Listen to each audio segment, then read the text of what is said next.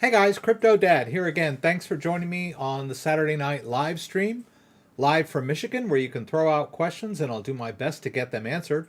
We'll talk about Bitcoin, we'll talk about the news, we'll talk about other cryptocurrencies.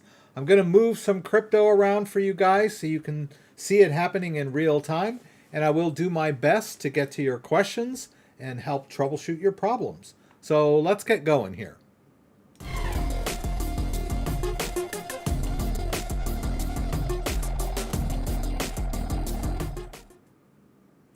Hey everybody, so welcome here. I'm here with the layer and the key lights, and it looks like everything's working here. Let's see.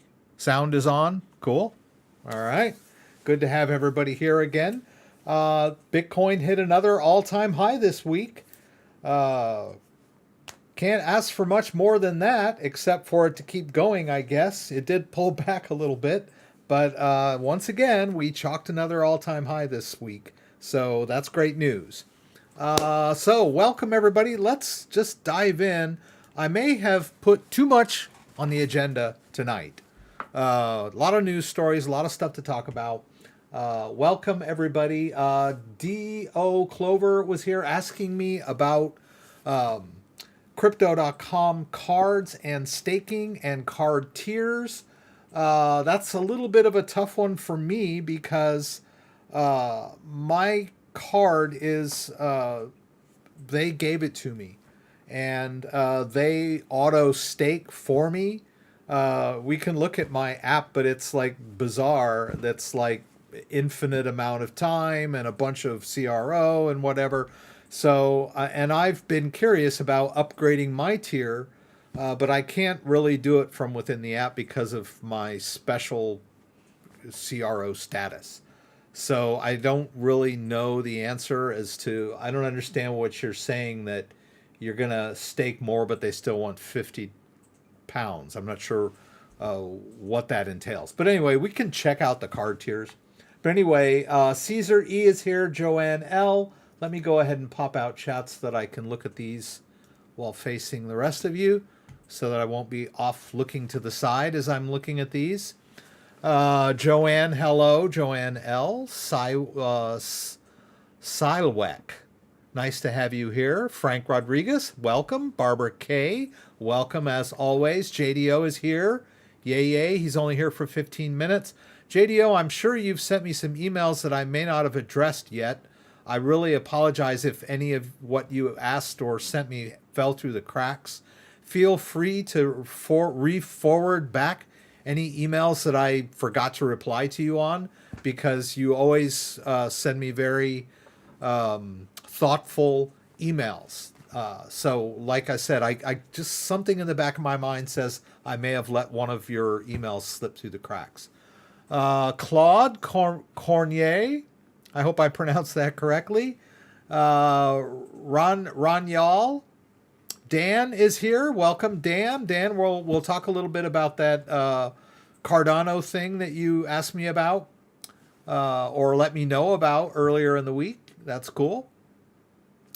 Seth Holbrook is here. On Point Art Studio, Silwek, John Monday, thank you. Scott is here again. Wonderful.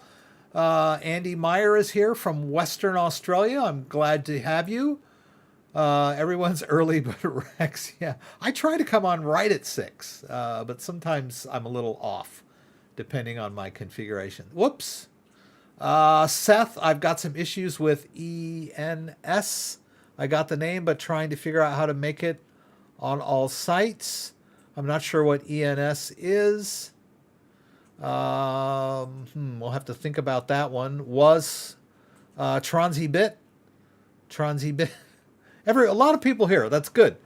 Gilbert, Geeky Gent, hello. David Heeks, Tihan, T-Con, Scott, yay. Andy Miller, Go Shiba. Okay. All right. So let's dive into the news. Let's go and look at this screen over here. You can see me a little better. Let's turn off that camera. Oops, not that one. This one. All right, let's jump over here. I want to get into this because, like I said, I think I put in too many news stories, but I did want to mention this story Bitcoin jumps to new all-time high as inflation spikes to 6.2 in October. You know, they always want to link price movement to real world events, and not saying that real world events don't move markets, but sometimes, you know, you're just looking for something to hang a price movement on. And yes, that was, you know, it did pop right about the time they announced that CPI on Tuesday or Wednesday, I think it was, Consumer Price Index. A couple of, you know, that the release of that document or that report did move the markets, you know, and it moves like the stock market one way and the dollar one way, and it moved gold one way and Bitcoin popped and whatever. So yeah, that happened, right? But that was an all-time high for Bitcoin, and it was a quick one too. I mean, it jumped up pretty high. I think it went up, like it says here, about $3,000. I'm not sure what the time frame was, but I'm assuming that was within just a couple of hours, or maybe within 1 hour. I don't know, but it seemed to pop up pretty high. You know, and by my book, I think on Crypto.com it was past 69,000. But anyway, I'll take 68,950, whatever. So there you go. Another all-time high, racked up again. Probably, and you know, people talk about Bitcoin as being an inflation hedge, which it may well be. We here in Bitcoin, the Bitcoin enthusiast, tend to think of it more than just a hedge against inflation. It is a new paradigm, a new way of thinking about money and currency. It is decentralized as opposed to the centralized money issuance of the US dollar and all other fiat currencies. So there's a lot of things that Bitcoin does that's different and innovative for the way we think about money and value, right? More than just being something like, well, I'm going to buy Bitcoin because of inflation, you know. But I'll take it, right? I'll take it that people are buying Bitcoin because they're worried about their dollars, right? Why keep money in the bank when you could put it in Bitcoin and it will probably, the value will appreciate or at least stay the same, right? All right, let's move on. The other big story, which happened on Friday, the announcement came on Friday, was that the SEC has rejected the Van X spot Bitcoin ETF proposal. Now,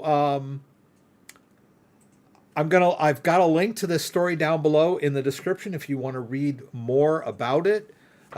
Basically, spot ETF is an exchange traded fund that is based on the spot price of Bitcoin, which means that the people that offer it have to actually hold Bitcoin and or deliver it to the people that buy the contracts. I'm a little hazy on that, but I do know that it's more tied to the actual price of Bitcoin as opposed to the future-based ETFs that was approved last month, which is only based on the futures contracts that are bought and sold for Bitcoin, right?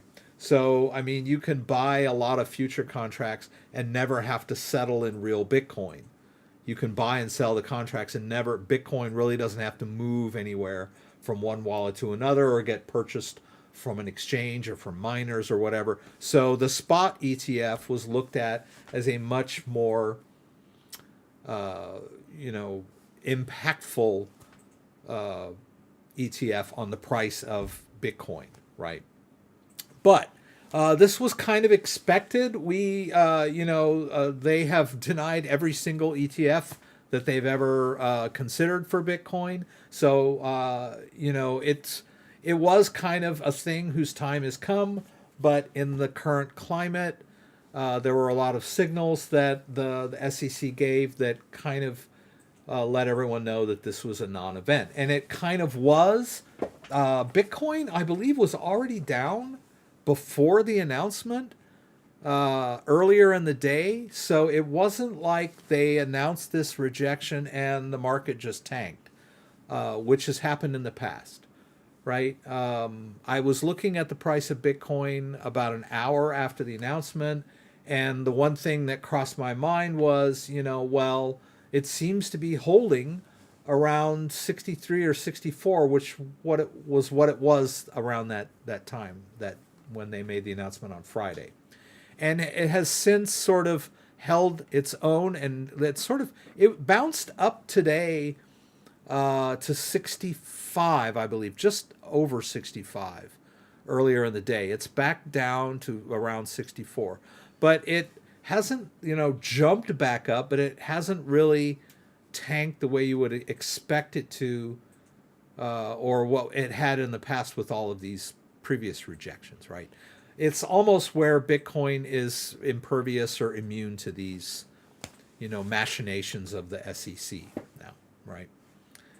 I won't go into it that much more, but this has been a long. I've got another thing about the history. It's been a long thing, there's always been high hopes placed on Bitcoin ETFs, and then, there's a lot of run-ups in the price of Bitcoin in anticipation of an approval of an ETF, and then an unloading and a price drop after these rejections, right?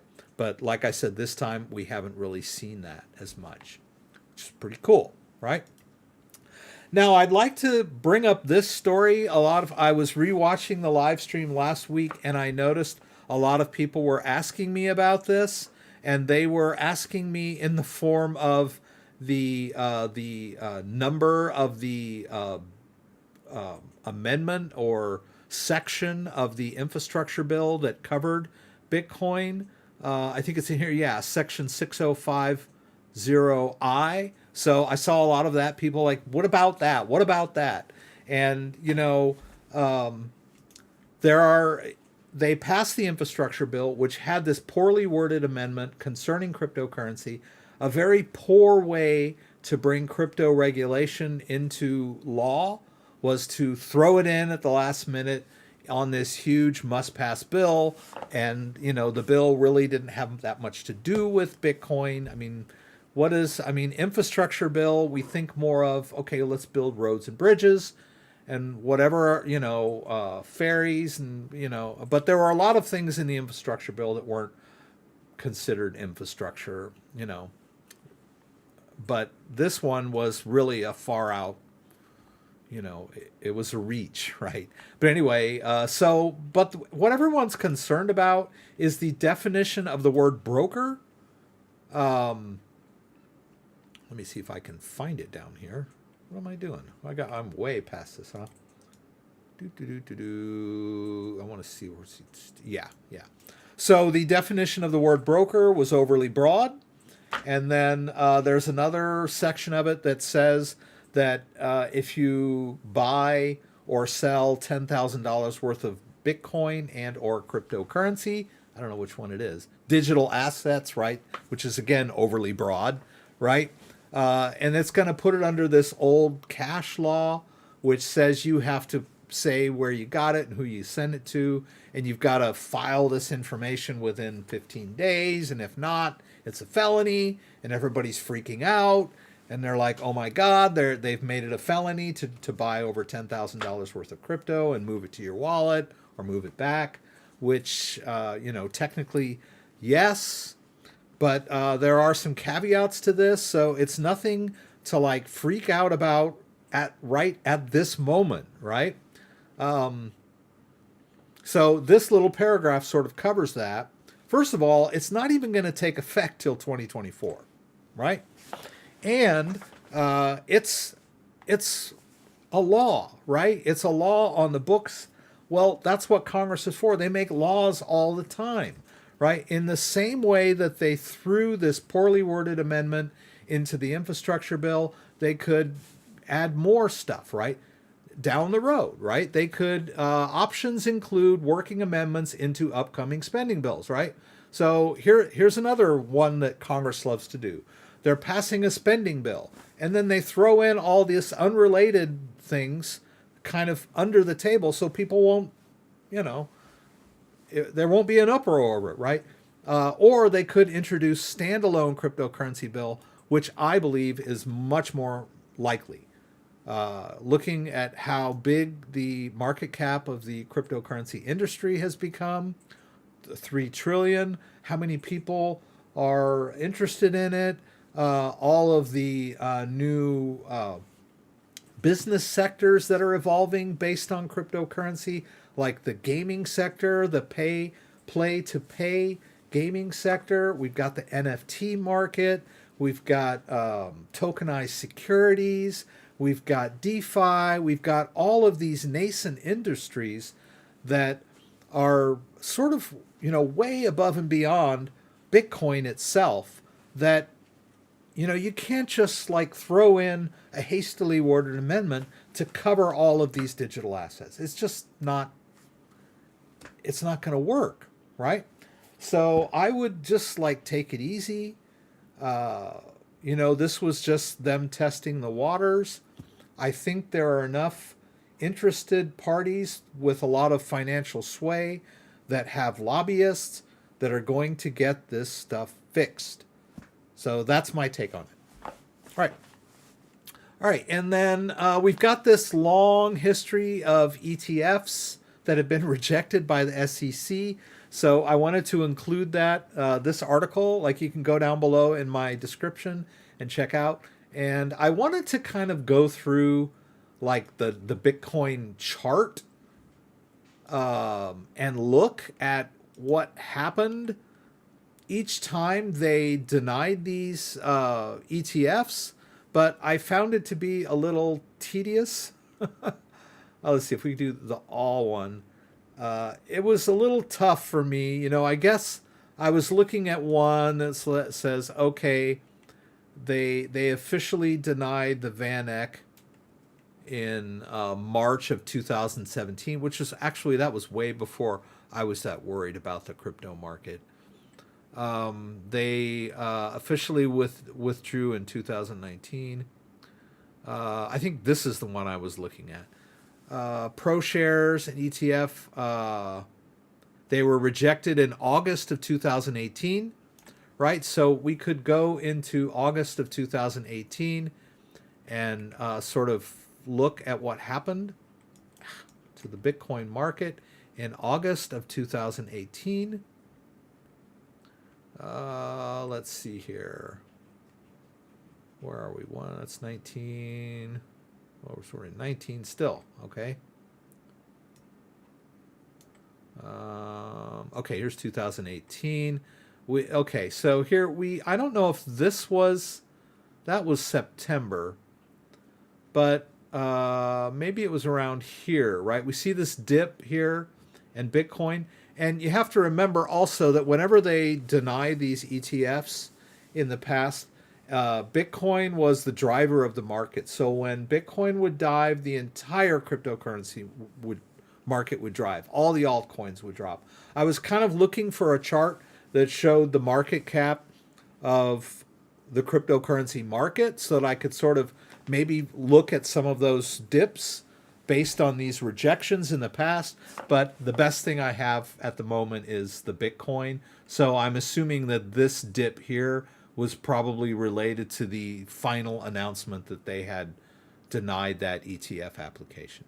And this is pretty common, right? We would see a lot of run-ups and then the disappointment after the rejection.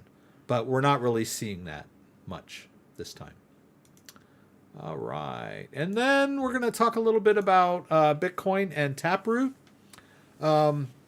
This is all cryptography stuff. If you recall, Bitcoin is based on the cryptography, which is the science of coding. A lot of people confuse cryptography with encryption and decryption. Encryption is coding a message, and decrypting is uncoding a message. And those two are part of the science of cryptography, but not all of it, right? Cryptography covers a lot of ground. It's mathematical. Bitcoin is based on something that's called public-private key cryptography, and you can use public-private key cryptography to encrypt and decrypt messages. but it is also used to verify transactions in Bitcoin wallets, right? And the Bitcoin blockchain is not encrypted, right? It's not encoded, it's transparent.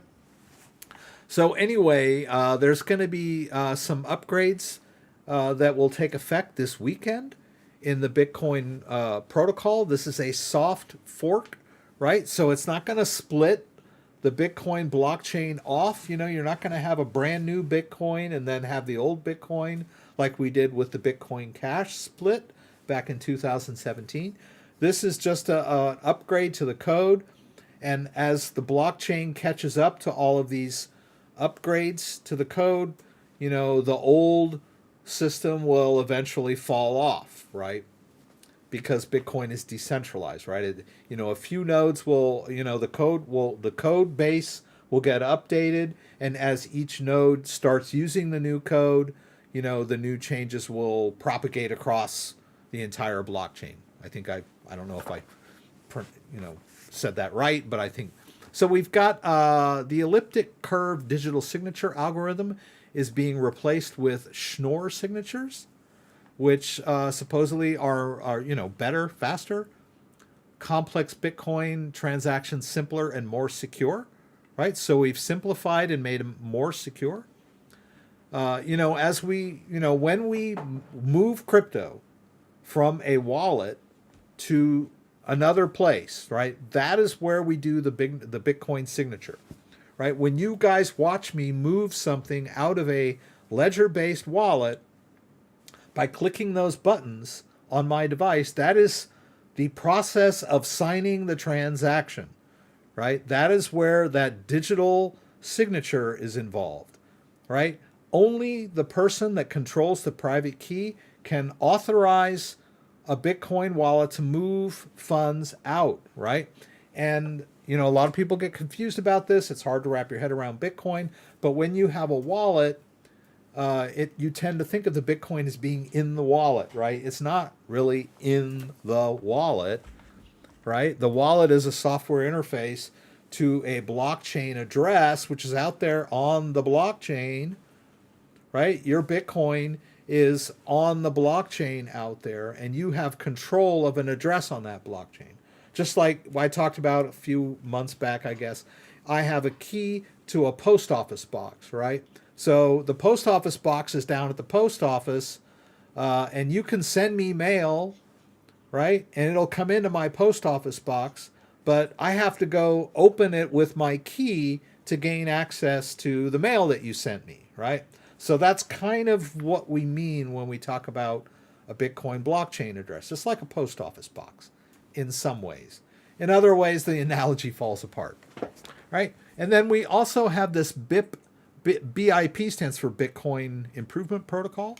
341 builds on the SegWit upgrade and improves Bitcoin privacy while lowering transaction fees, right? So that's a good thing. And then we've got BIP 342 that reforms Bitcoin scripting language and introduces tap script, which changes how signatures are evaluated.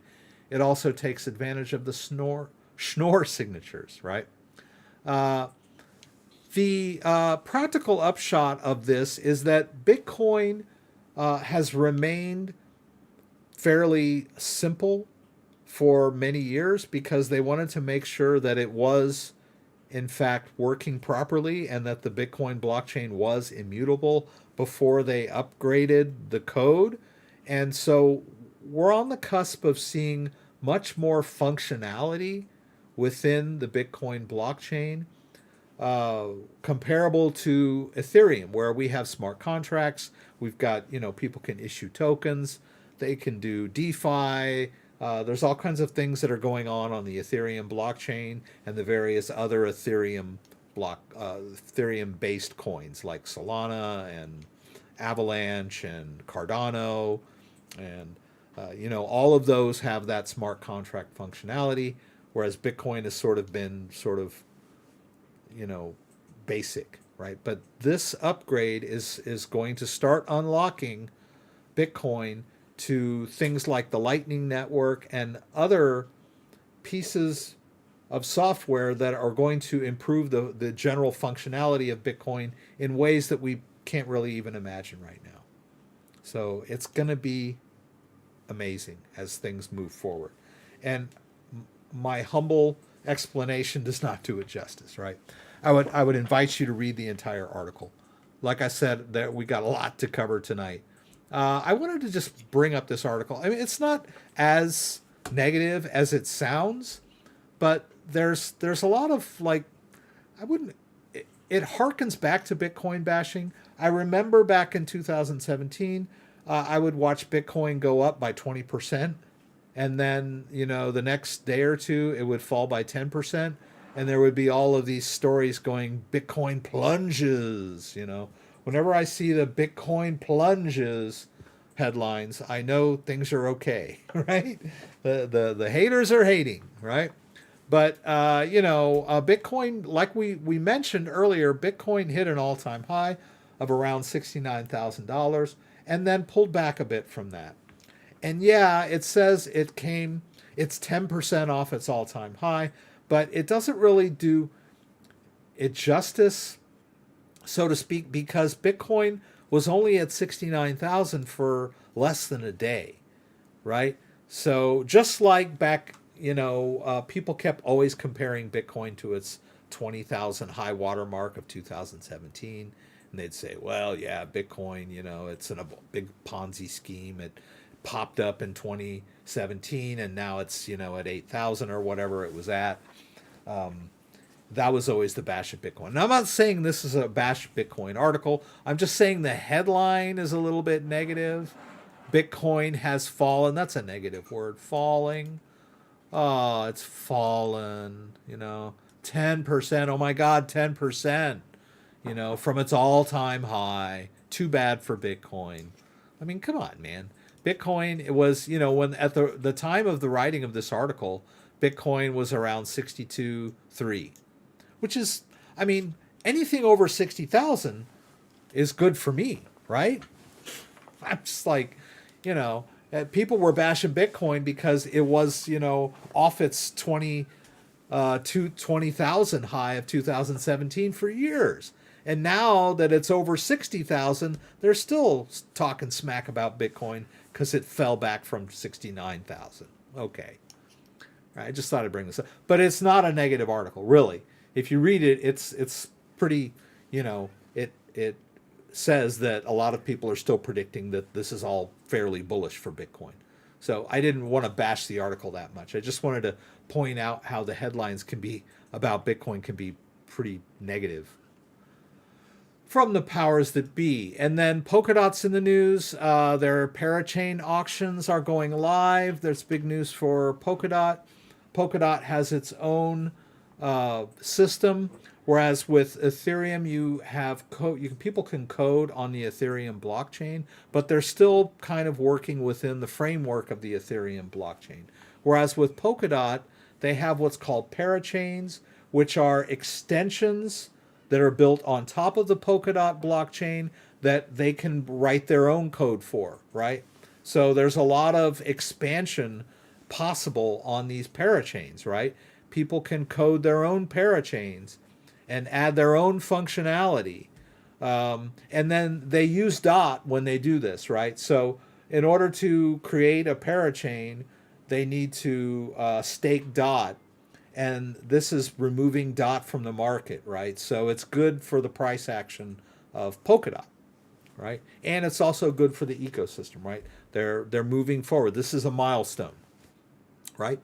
And then I also wanted to quickly bring up this article, which is some of the Akala and Moonbeam parachains. I don't know how we can get our hands on any of these coins at the moment, right? We'll have to look and see. But something, the guys that are forward-looking might want to think about, right? Is this the right one? Yeah, that's the right one. All right, so I think we got through the news. Before I go too much further, I would like to point out that if you go into the description here, you'll see my itinerary, some stuff I'd like to do tonight. You'll see a lot of my affiliate links, so that if you're interested in any of these projects or products, I would encourage you to use my affiliate link. It helps support me in the channel. We've got crypto.com, the Ledger Nano affiliate link, Ledger. Thank you guys for using my affiliate links. It has been, an honor and a privilege for all of you that have used these affiliate links to buy your own and get yourself started in crypto and help me out at the same time. Got the Hodler clothing line, Ledger starter pack if you're interested, BlockFi if you want to open a BlockFi account and earn interest on your coins or your stable coins. Cryptocurrency tax calculations with CoinTracker.io, which is a service that I like to use, NordVPN.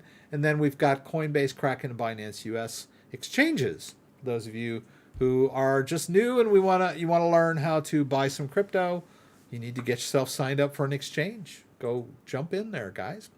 What's stopping you now? Oh, I knew I did something. I did this earlier. This is not. Yeah, there we go. There's my email for those of you who want to send me an email if I don't get to your question. Here's all the news stories we talked about. Whew, we got through it. Yeah, it was a lot. Sorry about that. So let's go back up here. I'm going to try to catch up. I'm doing my very best to look at what you guys are writing. I noticed last week I missed some easy questions that I wish I had responded to. Dan and JDO are both here. Well, JDO left, so Dan is here. All right, so let me just jump in. I'm just gonna, oops, let's go back over to this guy. Yeah, let's go over here. This is like a little bit, I think that's better, just a little. Yeah. So, it's too much. Okay. Ugh. So, Kitty, our Marco, the cat, likes to climb around behind my computer, and he's constantly he's a big cat now. And he hits the cables behind my monitor and knocks my cameras all askew. So sometimes I have to adjust them back to where they were. All right, let's go back here. Let me look at this window. Okay, so I'm going to scroll back up a bit to see if I can someone sent me an email earlier. I don't want to reveal his privacy information or anything, but he asked quite a few questions. But I'm not sure. I do my very best, but I try to keep the focus on how to here. I don't mind talking a little bit about particular coins, but I'm not really here to evaluate projects. I talk about projects when I'm giving detailed instructions, but I'm not telling you to run out and buy any of these things, but I kind of want you to get into the guts of self-custody, right? If you're just an investor and you're just on Coinbase and you want to know what coin to buy, there are a lot of YouTube people out there that are talking about that stuff. And yeah, I could probably make a lot more money and a lot more revenue if I was a Bitcoin crypto pumper guy that was always bullish about this project or that project. But I tend to keep it simple, and I try to just be educational to the best of my ability. So I'm sorry if I'm, not keeping up with some of you guys that are asking me to evaluate a project or this or that. I do my best. Let's see. Love your channel, but sadly, me being an idiot with computers, I have $700 and I'm just going to Metamask to Pancake. I am getting a lot of questions in my emails about people that have accidentally sent crypto to the wrong place. There was a very nice gentleman that sent me an email earlier that somehow I haven't had a chance to respond to him, but it had something to do with he sent Ethereum to the wrong address, and he showed me that he thought that he was cutting and pasting the address, and then when he looked at it, the address wasn't the same. I don't know what happened. If he like accidentally clicked something to somehow mess up what he did, or accidentally edited the address or whatever, but somehow the address that he got from his exchange was different than the one he ended up pasting into his wallet, and now he wants to know how he can recover his funds. But unfortunately, if you send crypto to the wrong address, that is unrecoverable. That's the way crypto works. There are no takebacks. So, but I'm going to kind of go through his email a little more. Can I post my Ledger coupon in the chat? No stress either way. I would rather not that you do that. You're kind of pumping your own. In fact, I don't think that.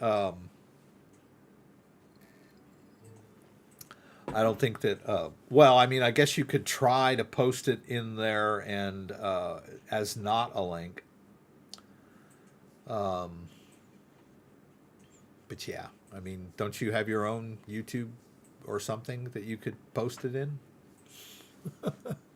Instead of taking revenue away from people that might be using my link. I will be getting a discount code before the end of this month because of Black Friday. So that will be soon. When I get it, I will definitely post it in the description. Time will tell. Let's see, anything new on the island? And I'm like way behind here. Anyone, if Rex does not get to my question, repost it after I finish the news. Yeah, and that's what I'm doing now. My daughter thinks I look like you, one of my heroes, and thank you also for your little mistakes. They provide assurance that no one has to accept difficulties and play around a bit. I have made several crypto mistakes over time, and I try not to bash myself about it. But just as an example, I've revealed my seed phrase in a video. And I remember when I revealed the seed phrase, I was setting up the Electrum Bitcoin wallet. This was back in 2017, 18. I did the video on how to set up the Electrum Bitcoin wallet. I did not bother blurring the seed phrase because I wasn't planning on putting any Bitcoin in there.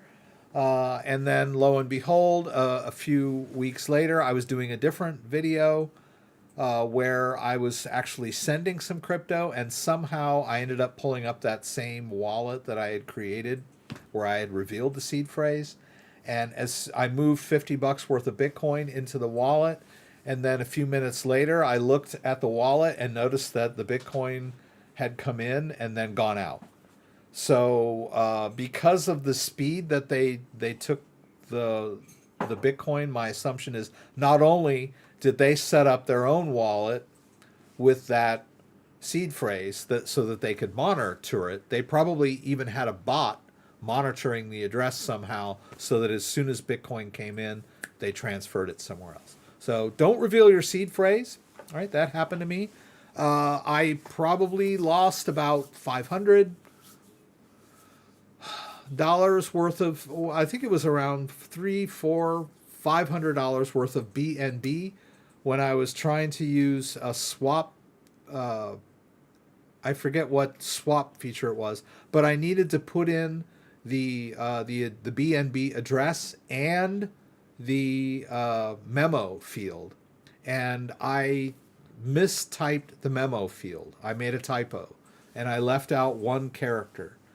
And then I sent the BNB. It never got to its destination because the memo field was incorrect, and that was lost. So I told myself I would never hand type a memo address ever again. I always make sure I cut and paste them. So anyway, I've lost crypto. Sent it to I bought an imposter coin a few months back because I just went by the ticker and didn't use the contract address. So they're You have to be real careful with crypto with self-custody.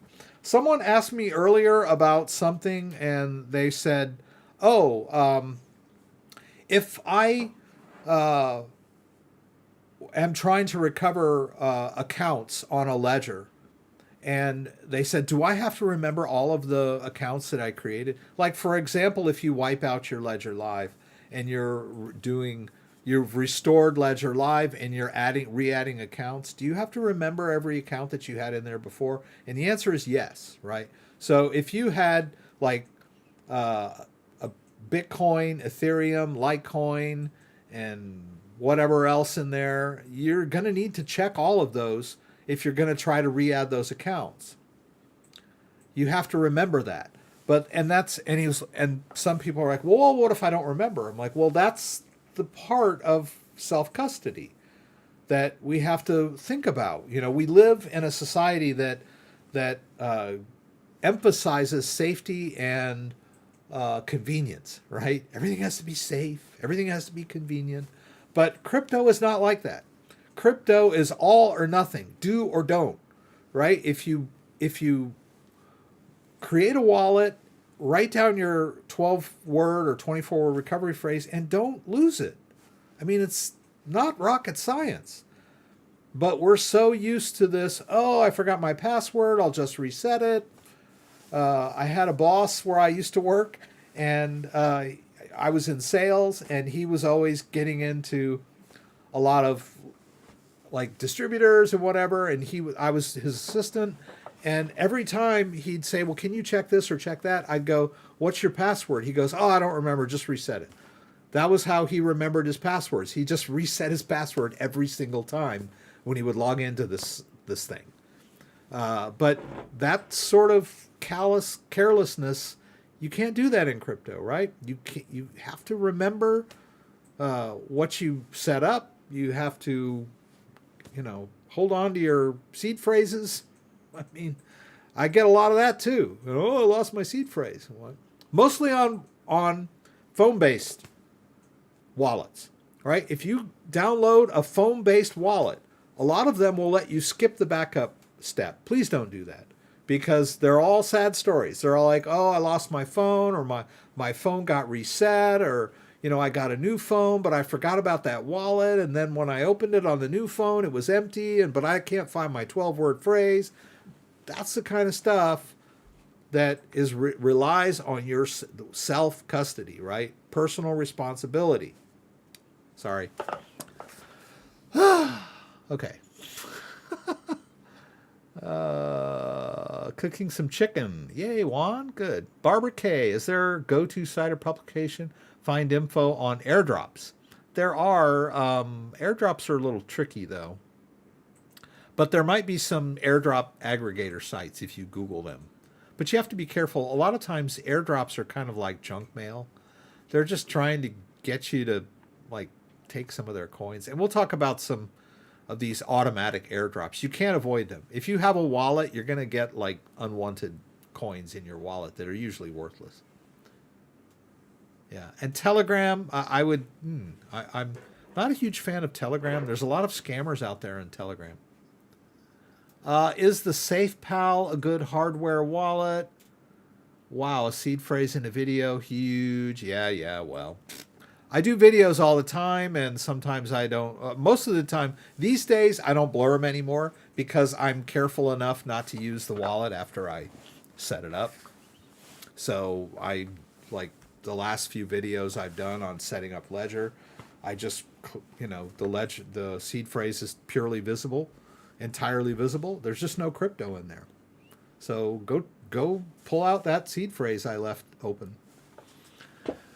Yeah, that's true. $500 worth of BNB is a fortune today. Yeah, well, it wasn't 2017. But yeah, I've lost crypto. I'm not going to beat myself up over it. Memorize your seed phrase? You could. Yeah. Trezor is safe as a ledger, I would say. Safety-wise, yes. Convenience-wise and, what do they support and not support-wise, there's a difference. But as far as being safe, they're both hardware wallets. I believe they're both pretty secure if you use them properly. extension wallet safe as your computer, right? So you may notice that I've got a lot of extension wallets here that I've played with over the years, and they're only as safe as your computer. So once again, before we dive into some of this stuff, take care of your computer. Antivirus, firewall, anti-malware, right? I've got ESET security for firewall and virus protection. I've got, where is it? Malwarebytes, anti-malware for malware, right? I've got those cooking all the time. And then another thing that you need to avoid, which I used to go and work on people's computers all the time, and I would see so much junkware and bloatware on their computers. They were always downloading, this thing would pop up and say, ooh, save coupon or whatever. And I'd go through all their apps in the Windows and there'd be like my coupon friend, or my coupon finder, and they're all like adware and spyware kind of junk. So, be careful what you download and install on your computer, right? Don't put a bunch of junk on your computer. And just be smart. Don't click on strange links. Don't, input your 12-word or 24 recovery phrase into anything. And, your computer will be safe, right? That's all I can say. Less Square catching me live. Can you use your coin in Ledger to buy other crypto and to do some staking? There are features in Ledger Live that will allow you to swap coins if you want to do that. But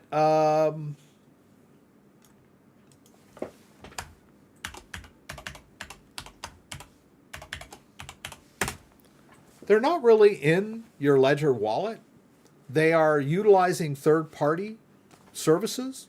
So if you go to the swap, right, you can swap coins that you have in your wallet. And it does, it shows your wallet here. But you have to sign up for the service, which I don't know which one Swap uses. Let's say, okay, I want to spend all this Bitcoin on this Ethereum. See, it says complete KYC, right? So I'm going to have to go to some third-party service. I'm going to show them my ID and, all this stuff. This is not really, you're not really swapping it in your ledger. You're using a third party. So, and then this buy, sell, they've got this Coinify, and then these other ones, the Paraswap and the Weir and the Lido. These are all third-party companies, right?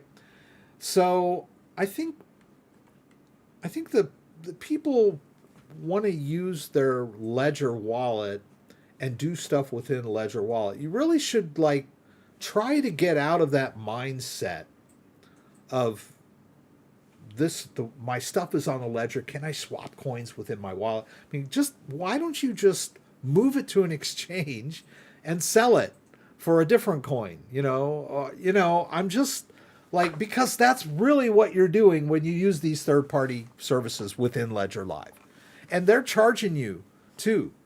You're getting charged fees when you do all this stuff, right? So think smart, right? Don't connect your world to this Ledger wallet as if there were nothing else out there. The Ledger wallet is a tool, and I think of it as a wallet. I would rather use it as a wallet. It's not really where I go to buy and sell crypto. It's not where I go to manage my portfolio. It is a very poor portfolio tracker. It's a great wallet, right? This is a great hardware wallet. Ledger Live does a pretty good job of managing your wallets, allowing you to send and receive and all that good stuff. And it supports a lot of coins. But as a portfolio tracker, I got other things, portfolio tracker. As where I buy coins, I go buy them on Coinbase Pro, where fees are cheap, right? Why buy them in this where you're paying 3-5% or whatever you're paying, right?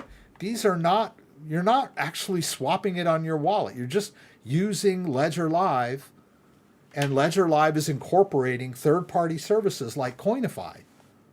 You know, I'm not a huge fan of Coinify, right? I go to KuCoin or Binance US or, you know, whatever. Learn to manipulate your crypto and move it where you need it to get your best deals, right?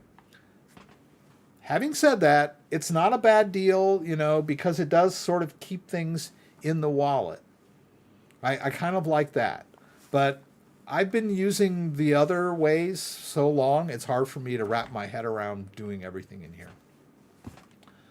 All right. But we did want to, let's buy a little Bitcoin on Coinbase. I'm going to do the most basic one of all. I'm going to go to Coinbase, and I'm probably out. Am I? Probably going to have to log back in. Yeah. I don't know. I guess I could change it in my settings, but that's their default. I don't know what it is. 5 or 10 minutes or 15 minutes, they log you out if you haven't done anything, right? So, Coinbase, right? Brand new to crypto. You don't know what you're doing.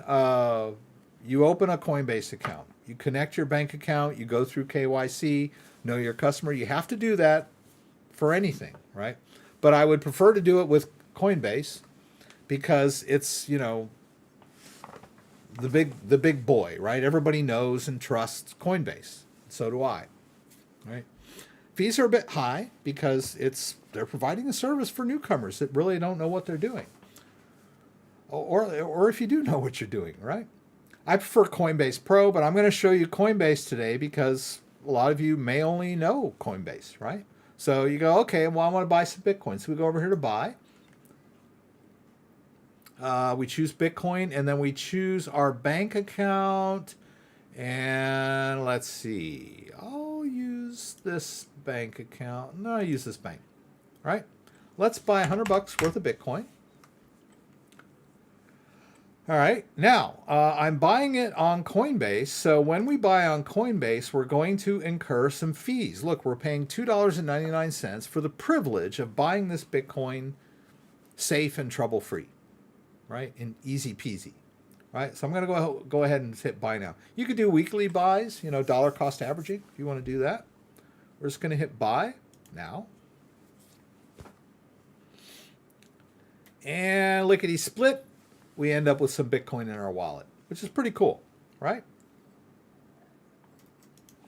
Now, this is an exchange wallet. You can send your BTC immediately. You can send up 1,000 in crypto per day while we wait for your funds to arrive. Amounts can blah, blah, blah. What?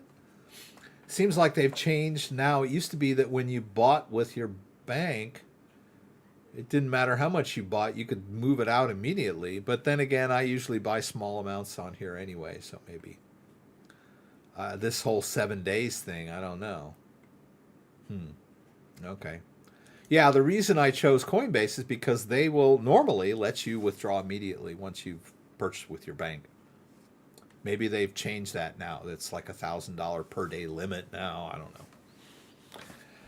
Yeah. The Wild West days of crypto are over, right? All right, so we want to get this in our own wallet. And you hear me over here jawboning about this wallet here, the Ledger Live, right? I want to put this in my Ledger-based wallet. Now, now that I've set up my Ledger Live accounts, in order to receive crypto, I really don't even need to have the device attached. Right? If all I'm doing is doing a receive, I can bypass the verification step. I can just do, I can go to my Bitcoin wallet, right? There's a Bitcoin wallet that I've created. It's native SegWit, right? It's got a 0 balance.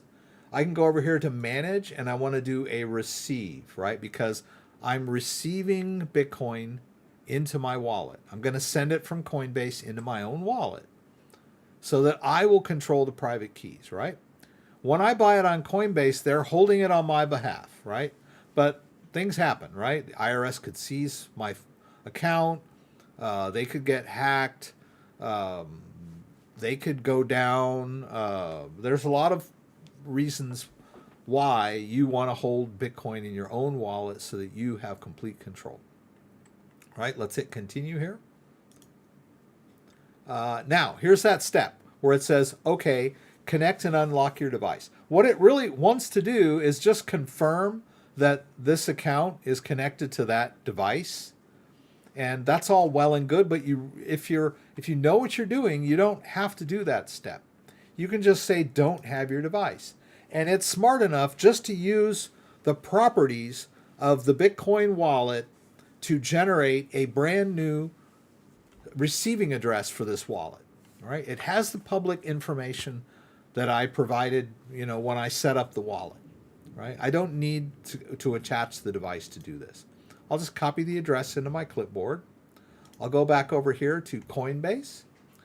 And this time, how are we going to do this? They keep changing. Okay, send and receive up here. Right? We are going to send our Bitcoin. We're going to send it all. And we're going to send it to, where are we going to send it? Well, I'm just going to paste in that Bitcoin address of my ledger-based wallet. Right?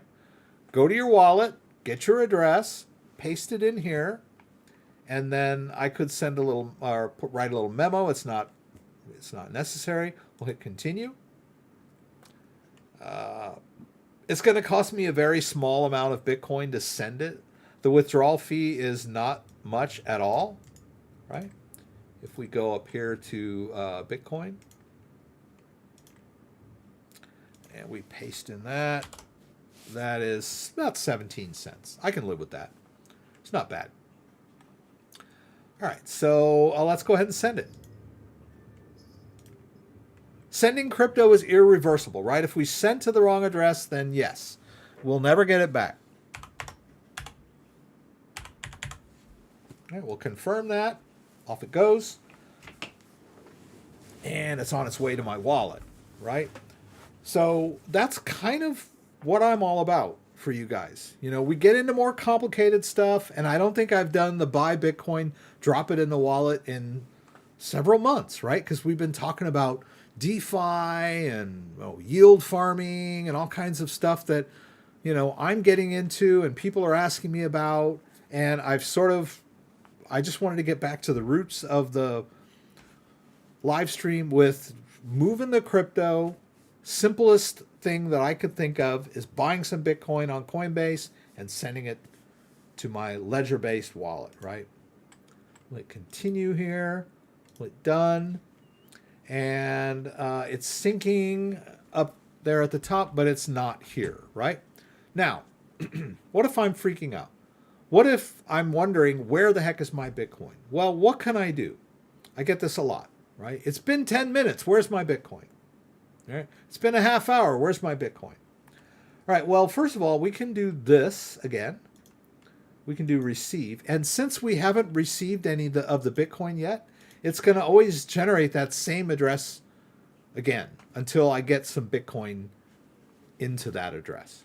Right. So there's the address that we are, of the wallet. And let's go back over here.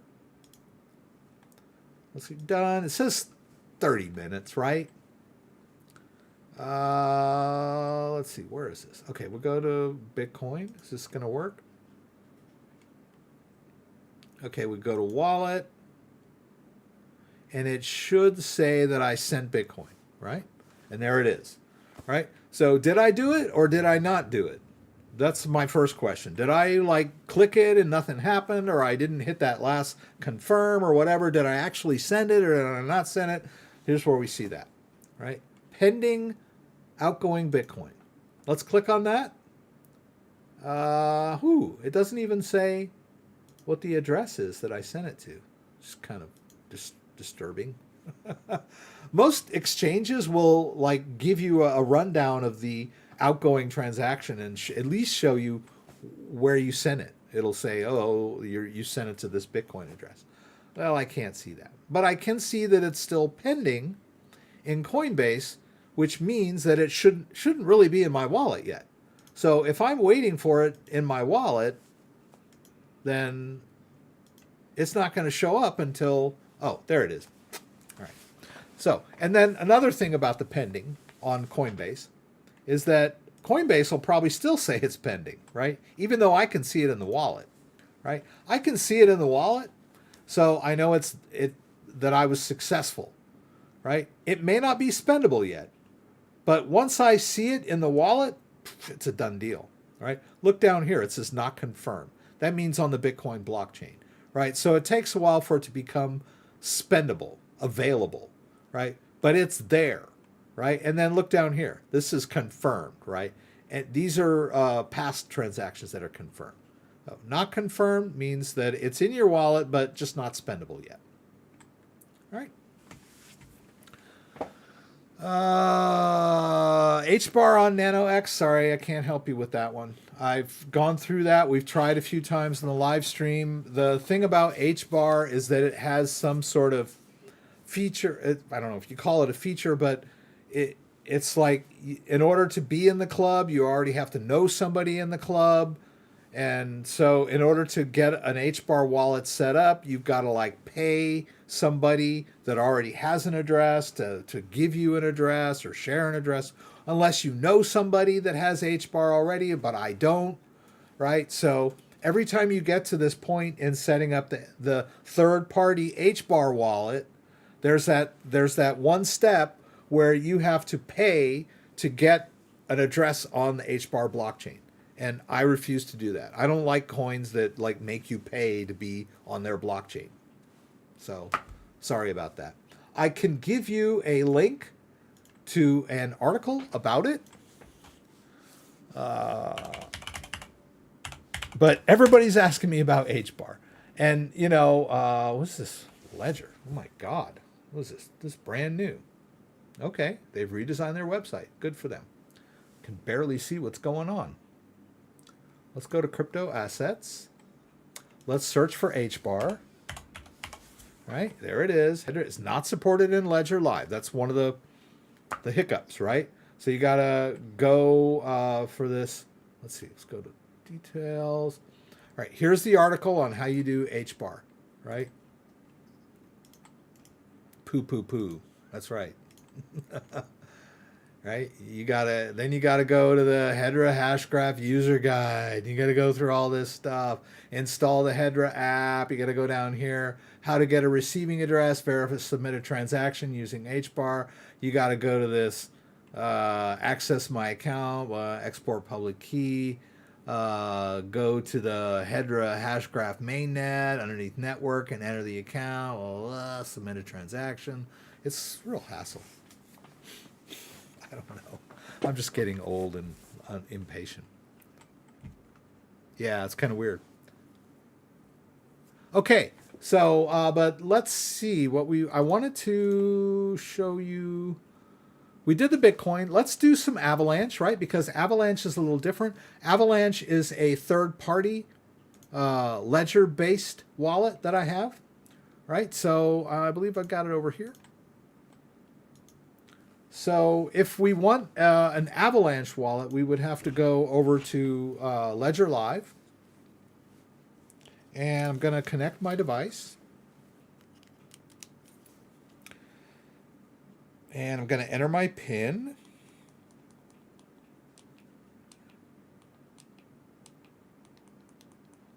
This is going well.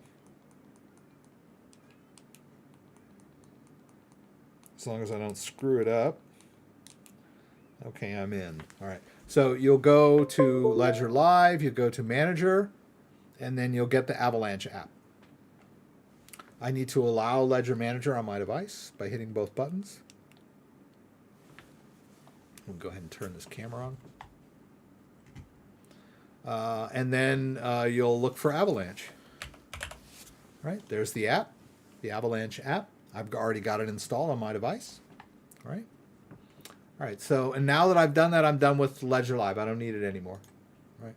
Now I'm going to use third party. This is what we would do with HBAR too. You can't use it in Ledger Live. So let's go down to DeFi and Avalanche, and we'll go to this wonderful Avalanche-based wallet. This is a website, but we're not storing the Avalanche on the website, right? It's just an interface to a Avalanche wallet, and in my case, I'm using my Ledger device, so it's very secure, right? We're storing it on the Avalanche blockchain.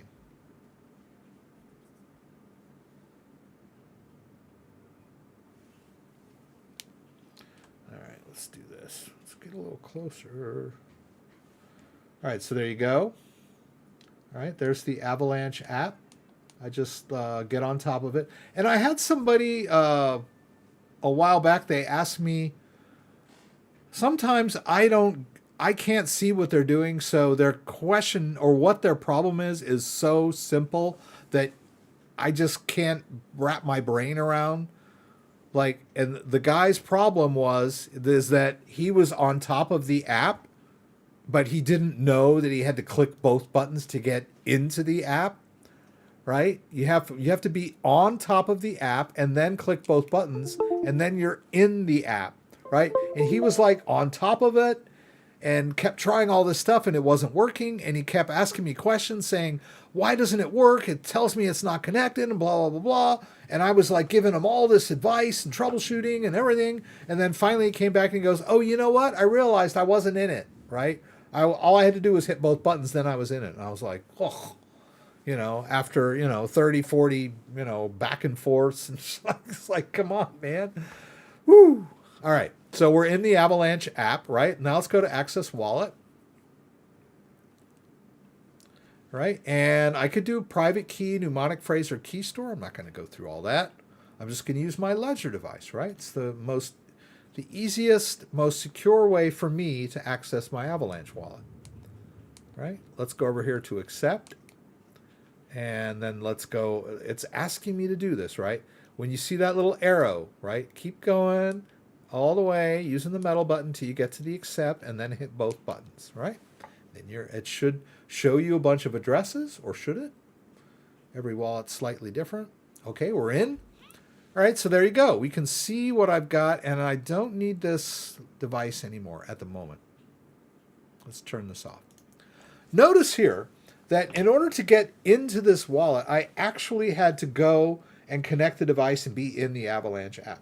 Different than Ledger Live. If you remember, Ledger Live, I was able to go into the wallet, generate a receiving address without having the device attached. All right? This particular wallet, I need to have the device attached, and I need to be in the Avalanche app to gain access to the wallet itself. That's because it's on a website, right? It's more secure that way. Right? Now, I want to put some Avalanche in this wallet, and we're going to buy some Avalanche on Crypto.com. I talked about it earlier. I may have, it probably wasn't, I may have spoke too soon because Avalanche went up today. So maybe I shouldn't have said I was going to buy Avalanche later today. I should have bought it earlier today, right? Anyway, here we go. Bitcoin at 64.8, not bad, right? I told you, and through all the high of Bitcoin, when Bitcoin hit its all-time high earlier in the week, and then it dropped down again, and then went through all these gyrations. Ethereum also hit an all-time high that day when Bitcoin hit its all-time high, and Ethereum also dropped not too long after. But Ethereum has kind of been hanging in there, right? I believe Ethereum went up to around 49 on Tuesday or Wednesday, whatever day it was that Bitcoin hit 69,000. And it's only down to like 46.76, right? I think it was down below 46 yesterday, maybe. But Ethereum has been hanging in there. Ethereum has been hanging tough. So no slouch on Ethereum, right? But we want to buy some Avalanche because I said that's what we're going to buy. Let's hit trade. Let's hit buy. AVAX, I believe. I can hit this little magnifying glass. AVA. There it is. Avalanche. I'll go ahead and buy 2 with my debit card. I can also buy with my crypto wallet. I can trade if I have other coins. Like, I don't think I could use Crypto.com coin. Maybe I could. Yeah, I think I can, actually. Or Bitcoin or Ethereum, but I don't have that much Crypto.com coin in the wallet right now. It's only like 25 bucks. Right? I could also use the fiat wallet if I had funded it with my bank, which you fund directly from your bank account. You basically just transfer your money from your bank into your Crypto.com account. It's like a wire transfer, ACH transfer. And then from there, you can buy crypto without fees, right? But you have to think ahead, right? Which I don't. Right? I'm like, right. I'll just use the debit card option. We'll buy 2 AVX. We'll hit buy. I'll say yes, I understand. I'm getting a 2.99% fee, which works out to about $6 on 200, right? So it's pretty similar to the Coinbase, which was $3 per 100, right? When we bought the Bitcoin. So I'm buying 200, and it's about, $6. So yeah, it's kind of high. Yeah, I get that, right? Okay, and let me just say this, not to brag or be arrogant or anything of that nature, but if I think about all the money that I've paid in fees over the years purchasing crypto on Coinbase or Binance US or anywhere or crypto.com, and I add all those fees up, the amount of profit that I have gained on the crypto that I bought and held eclipses that, right? I guess the point I'm trying to make is I don't sweat the small stuff. Yeah, you got to pay fees when you buy crypto. I get a lot of people are always asking me, where's the cheapest place I can buy crypto? Where can I get the lowest fees? And I'm like, okay, well, you got one place where it costs you $5. You got another place where it costs you $3. So you save yourself $2. Okay, I get it, right?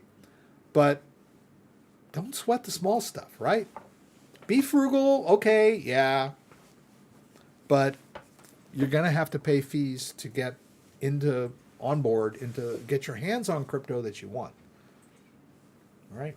But the rewards down the road, you're not going to be worrying about those fees you paid. Even if they're like $5,000 worth of fees I paid over the last 3 years. I got a lot more profit than $5,000, right? Oh yeah, you got to subtract the 5,000 from what you got, and some of those were transfer fees. And if you just saved, like sometimes they take it out of your crypto, so you could be a real hanger-oner and say, oh, if I hadn't had to pay that, that 3% fee, I'd had 3% more of my Dogecoin, and it would be worth more than that today. And yeah, you can go through all that if you want. I'm not going to. All right, so did we buy the Avalanche? Let's go over to accounts. And yeah, we got it. All right, so we would like to withdraw it to our wallet, right? So let's go over here. Let's pull up the wallet again. Wherever it is. Oh, it was in this browser. All right, now here is the Avalanche has multiple chains, right? So we got the X chain, the P chain, and the C chain. The C chain is more of like on the Ethereum blockchain type addresses. The X chain, I believe, is like more like their native chain or whatever. Right? I think it gives me a new one each time. Right? So with Crypto.com, let's go ahead and whitelist this new one if we need to. Right? So let's tap on Avalanche. Let's transfer the Avalanche. Let's hit withdraw. We'll choose external wallet. As you can see, I've done a few here already. LUI, I don't see LUI, so let's add it. Let's do a whitelist. Let's hit the plus up there on the top. We want to add a new wallet address. Okay, so we've got the Avalanche network. We've got the BSC. And then we can also use Avalanche C if we want to. Notice that they've got all three of those. But I'm going to stick with the native Avalanche because it's probably the cheapest way, right? The C chain, I believe I'm going to incur higher fees on the C chain because it's Ethereum based. So we'll stick with that. How am I going to get the address into my crypto.com? I'll just scan it, right? I'll hit that little QR code icon down there and I'll scan that address into my crypto.com app. And then we'll just call this one Ledger XD, right? I got to come up with a new name each time. Actually, I don't think you do have to come up with a new name. I think you can reuse names in their whitelist, but it would make it rather confusing for you. Crypto.com, let's tap it. Let's slide back over here. Let's tap paste. Did we get that in time? We'll see. Nope. Okay. I knew I was flying too close to the sun there. All right, there's a new code. Let's tap it. Let's go back and paste it, and that should work. Ah, come on. Dang. All right. This always happens. All right, let's try it again. Let's hit plus. All right, let's hit wallet. Let's hit Avalanche. Let's scan the address. Let's call it Ledger X. It's G. What the heck? Let's hit continue. All right, I got to put in my two-factor code, crypto.com code. I'm going to tap it. I'm going to slide back over here. I'm going to paste and continue. Don't give me a hard time, please. What? Okay, something's not right here. Please check and try submitting the details again. If the problem persists, kindly contact us via the app. Enter your... Am I not hitting my crypto.com code? Is that what's going on here? Okay, there's my crypto.com code. Let's slide back over here. Let's paste. I think it's going to do it again. Yep. Okay, fine. Okay. All right. Why is it doing that? That doesn't make any sense. You know what it is? I think I know what it is. Let's try it again. Okay, let's take that X off. Let's do Ledger. Ah, come on, Rex. Ledger X. H, whatever. This is getting ridiculous. All right. Let's take that stupid X off the beginning of the address. I think that's our problem. I just want that pure address without that Xite qualifier on there. Right? Let's try again. All right. Let's go over to let's go to our Google Authenticator. Let's go back. Let's paste. Continue. Oh, no. Okay. Shows how much I know. Okay. I do not understand why it keeps rejecting that. Doesn't make any sense. Maybe it's because I've already sent to that wallet before. That happens sometimes. Let's just go ahead and use the latest one because it's that wallet. I already know it is. So, yeah, I don't get it myself. I don't know what happened. All right, notice the fee is very small here, 0.005 AVX. Okay, here we go again. Now we'll see if it's going to take these codes or not. Oh, it's like really weird that it keeps rejecting. Okay, there we go. All right, let's go over here to...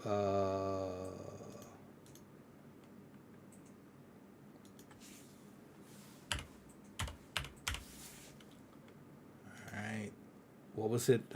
Whoops. 0.005, 49 cents. Okay. It's much cheaper than it would have been on the Ethereum blockchain. I'll give you that. I was trying to withdraw some BAT the other day, and the fee was higher than what I was trying to withdraw. I think I was trying to withdraw like $33 worth of BAT, and they wanted to charge me like $34 to transfer it. It's kind of weird. All right. Now, did I send it or did I not send it, right? Let's take a look. I don't have the address anymore. Although I could look in history. Like, if we look at this one.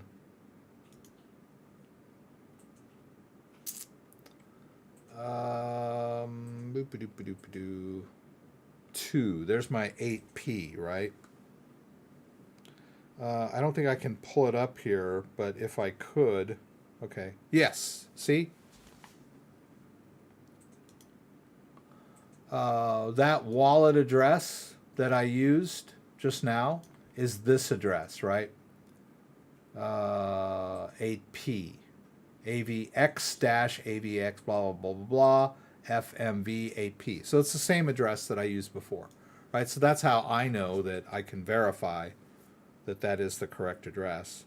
And then I can go up there where that little clock is in the top right, and it'll show me that I'm withdrawing it to that 8P address, which I know is this wallet because I can see it right here. I've done it before, right? So that's the wallet. Let's see. I want to go back here. Let's do this. Did it come in or not? A minute ago. Okay, yeah, there it is, right? Just came in. That was quick. All right, sorry I went through all those gyrations to get to that point. Ouch. All right. You shouldn't show people those codes. They have already your IP, man. Guys, please. I've been doing this so long. There's no information that I'm revealing that is going to give anybody any information or any ability to take any of this crypto. These are public addresses. I mean, you could send me crypto if you want to, but please don't, because I've had that problem in the past. People scanning my QR codes with their phones and sending me their crypto, which... But no, no one is going to hack me because I'm revealing this information. Hide the IP on my phone. I'm not worried about where is my IP address on my phone showing. And by the way, the IP address on my phone is the internal address of my router. It's a pretty generic IP address. It has nothing to do with the IP address of my IP provider, right? I've connected to my Wi-Fi network, which has its own router, right? So I'm sure there's thousands of people that have that IP address out there. I'm not revealing any personal information that anyone can use to scam me. But you're welcome to try, right? Prove me wrong. Scam me. All right.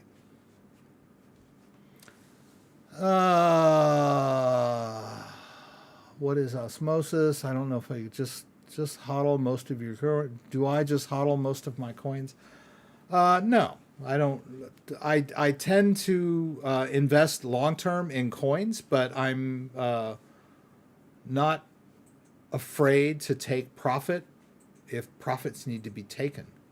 But I usually will only sell small percentages of the coins that I feel I want to hang on to, right?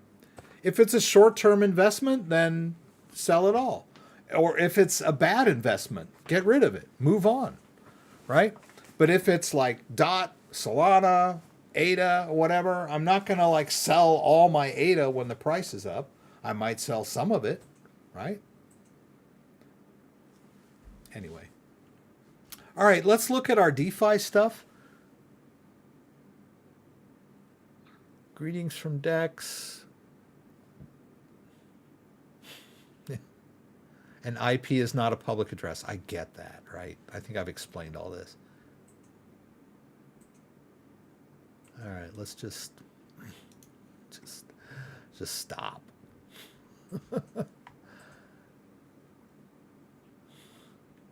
All right, how do you get money back to your bank? That's a good question. A lot of people ask me that.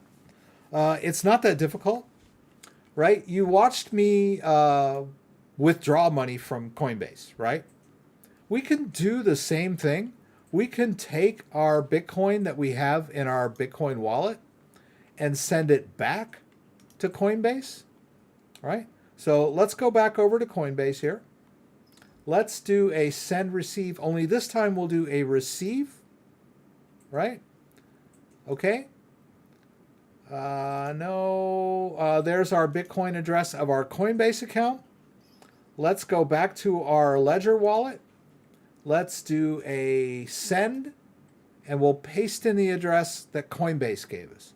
Now we're sending the Bitcoin from my wallet back to Coinbase. Because you asked me, how do I turn this Bitcoin into cash? I'm going to show you right now. Let's hit continue. Let's send it all. Let's hit continue once again.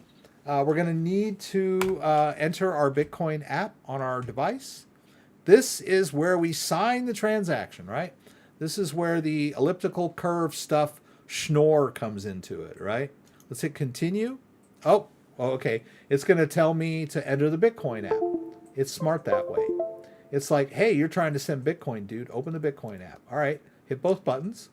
All right. Inside this device, the magic is happening. The elliptical curve, schnorr stuff. All that good stuff we were talking about earlier. All right. I need to review this. There's the amount. There's the address. Now, right here, where I hit both buttons, that's when that signature is happening. Boom. I need to also confirm the fee, right? Small fee. Hit both buttons. This is the fees on the Bitcoin network. All right, there we go. Off it goes. Out of my wallet, back to an exchange. How do I turn my Bitcoin into cash? How do I turn any of my coins into cash? I transfer them to an exchange and sell them. That's how I do that. All right, let's do that. Let's go back to Coinbase. Let's refresh here.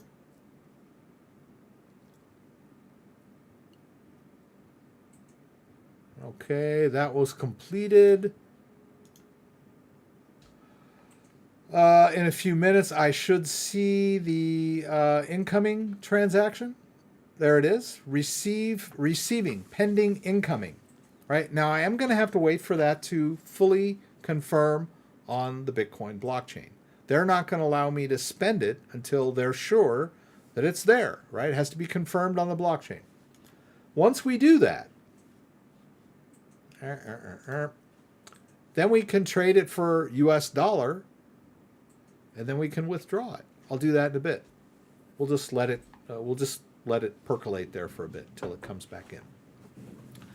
So when we do a buy sell from Bitcoin, okay, we do a sell Bitcoin to cash, US dollar. I don't have any in there yet because it's still pending, right? We sell the Bitcoin and it gets converted from Bitcoin to US dollar. And then we go to withdraw. Oh, you have to be in cash to do that. Like if you're in US dollar, right? Actually, there's a little bit of US dollar in here, right? We cash out. You don't have any funds available to cash out now. Okay. I guess it's 0. Okay. We'll wait till we sell the Bitcoin. But when we cash out, it will send the Bitcoin it will send the US dollar out of Coinbase into your bank account, whatever bank account you have attached. All right. But it's going to take a bit for it to confirm totally. Oh, Bitcoin's over 65. Yay. Someone said that earlier. All right, so when you want to cash out, there's a lot of ways to cash out, right? The easiest way is to send it back to an exchange, trade it, whatever it is, Ethereum, Bitcoin, Dogecoin, Shibu, whatever it is, you swap it for US dollar. Almost every exchange has US dollar pairs, right? Bitcoin US dollar, Ethereum US dollar. And then it ends up as US dollars in your account, right? If we go to my Binance US account, you can see my US dollar account has $34, right? I could add to that by trading this Bitcoin. Let's do that. Bitcoin US dollar. Let's sell our Bitcoin at market price, all of it for US dollar. Notice We go back to wallet. That now I have no Bitcoin, but I have more US dollar. Right? Let's cash out. Let's hit withdraw. I can't withdraw, and I can withdraw any of these others, but those would have to go to cryptocurrency wallets. But I can, when I withdraw US dollar, it says, "Oh, you want me to send it to your bank?" I'm like, "Yeah, send it to my bank." Or I could send it. I have two banks in here. How much is in there? 80. Right. Withdraw, confirm, Google authorization from my Google Authenticator. Done. It's going to send me an email.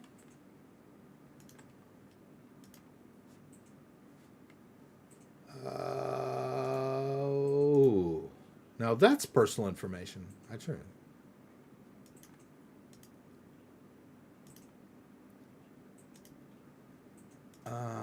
There it is, right there. All right, confirm disbursement. It's a little complicated on Binance US. You have to go through this like third-party thing, but it's done, right? There will be an $80 deposit in my bank account within the next couple of business days. Let's go back over to Coinbase and see what's going on over there. Did the Bitcoin get fully? Nah, it's still pending. All right, whatever. We got other stuff to do tonight, guys. Let's move on. I'll go back to that. So did we? Yeah, we got that. We got the Avalanche in our wallet, right? It's logged me out, which is like part of their security. So first of all, let's check Pancake Swap. We've talked a lot about Pancake Swap and the yield farming and the trading that you can do. A lot of you guys know that you can buy crypto on a cryptocurrency exchange. Bully for you. A lot of you are out there like dropping crypto in your wallets. Bully for you. Some of you are asking me, well, what is all this stuff I hear about DeFi? How is it that I can earn interest on my crypto holdings, right? That's what I really want, right? So we talk about that quite a bit, right? And Pancake Swap is one of the biggest yield farming sites on the Binance Smart Chain, right? It was 34 billion in total locked value not too long ago. I don't know why it went down so far. Now it's only 15 billion. I don't know what's going on. But it's still the top one on the Binance Smart Chain, right? So we can trade, right? Here's the exchange. I've got some BNB in my wallet. Now, I've attached this website to my Metamask wallet. If you look over here, this Metamask wallet has BNB in it, and the wallet is configured for the Binance Smart Chain. So if you want to do these yield farmings, I like to use MetaMask. Other people like Trust Wallet. You can do it with Trust Wallet. There are other wallets you can use to connect to these sites. But in order to do that, you have to configure the wallet for the Binance Smart Chain. So you have to have the Binance Smart Chain network set up in your MetaMask wallet. So if we look down here in networks, you can see I've got all these different networks. We've got Binance Smart Chain here. These are the settings, right? I got a lot of videos on how you get all this set up in your MetaMask wallet. And if you'll notice, I've got lots of different networks set up in my MetaMask wallet because MetaMask is a great tool for managing your crypto, right? The default network is the Ethereum network for MetaMask. A lot of people use MetaMask on the Uniswap or SushiSwap to make trades and, provide liquidity and all that. I'm not a big fan of the Ethereum-based liquidity pools because it's just the fees are so high, right? This is why I prefer Binance Smart Chain, Polygon, and Avalanche, right? So we can trade for crypto. Like we can just choose a crypto that we want to buy, like Alpaca, if I want to buy that. And I could say, okay, I'll use all my BNB coin and I can trade that for Alpaca, right? Give it a minute and it will like fill in the amount of Alpaca that I can get for that, right? There it is. I'll hit swap, boom, right within the wallet. This is what someone earlier was asking about, where they're like, hey, can I just swap coins in my Ledger wallet? Actually, in addition to those third-party ways that you can swap coins directly in your Ledger wallet, you can also connect your Ledger wallet to your Metamask wallet. So if you go to Metamask, you can switch over to a Ledger-based wallet, right? You see I've got a Ledger wallet over here. And I could connect to that wallet and trade on Pancake Swap using the Ethereum app, right? So in that sense, I could do that within wallet trading, Ledger-based, if I'm using it in conjunction with, oops, let me just get rid of all this. If I'm using it in conjunction with my MetaMask wallet. So yes, you can do that, but it's there's a bit of a learning curve on that, right? I'm not going to do this swap. I don't want to do that. But we can also provide liquidity by adding 2 coins into, liquidity pool.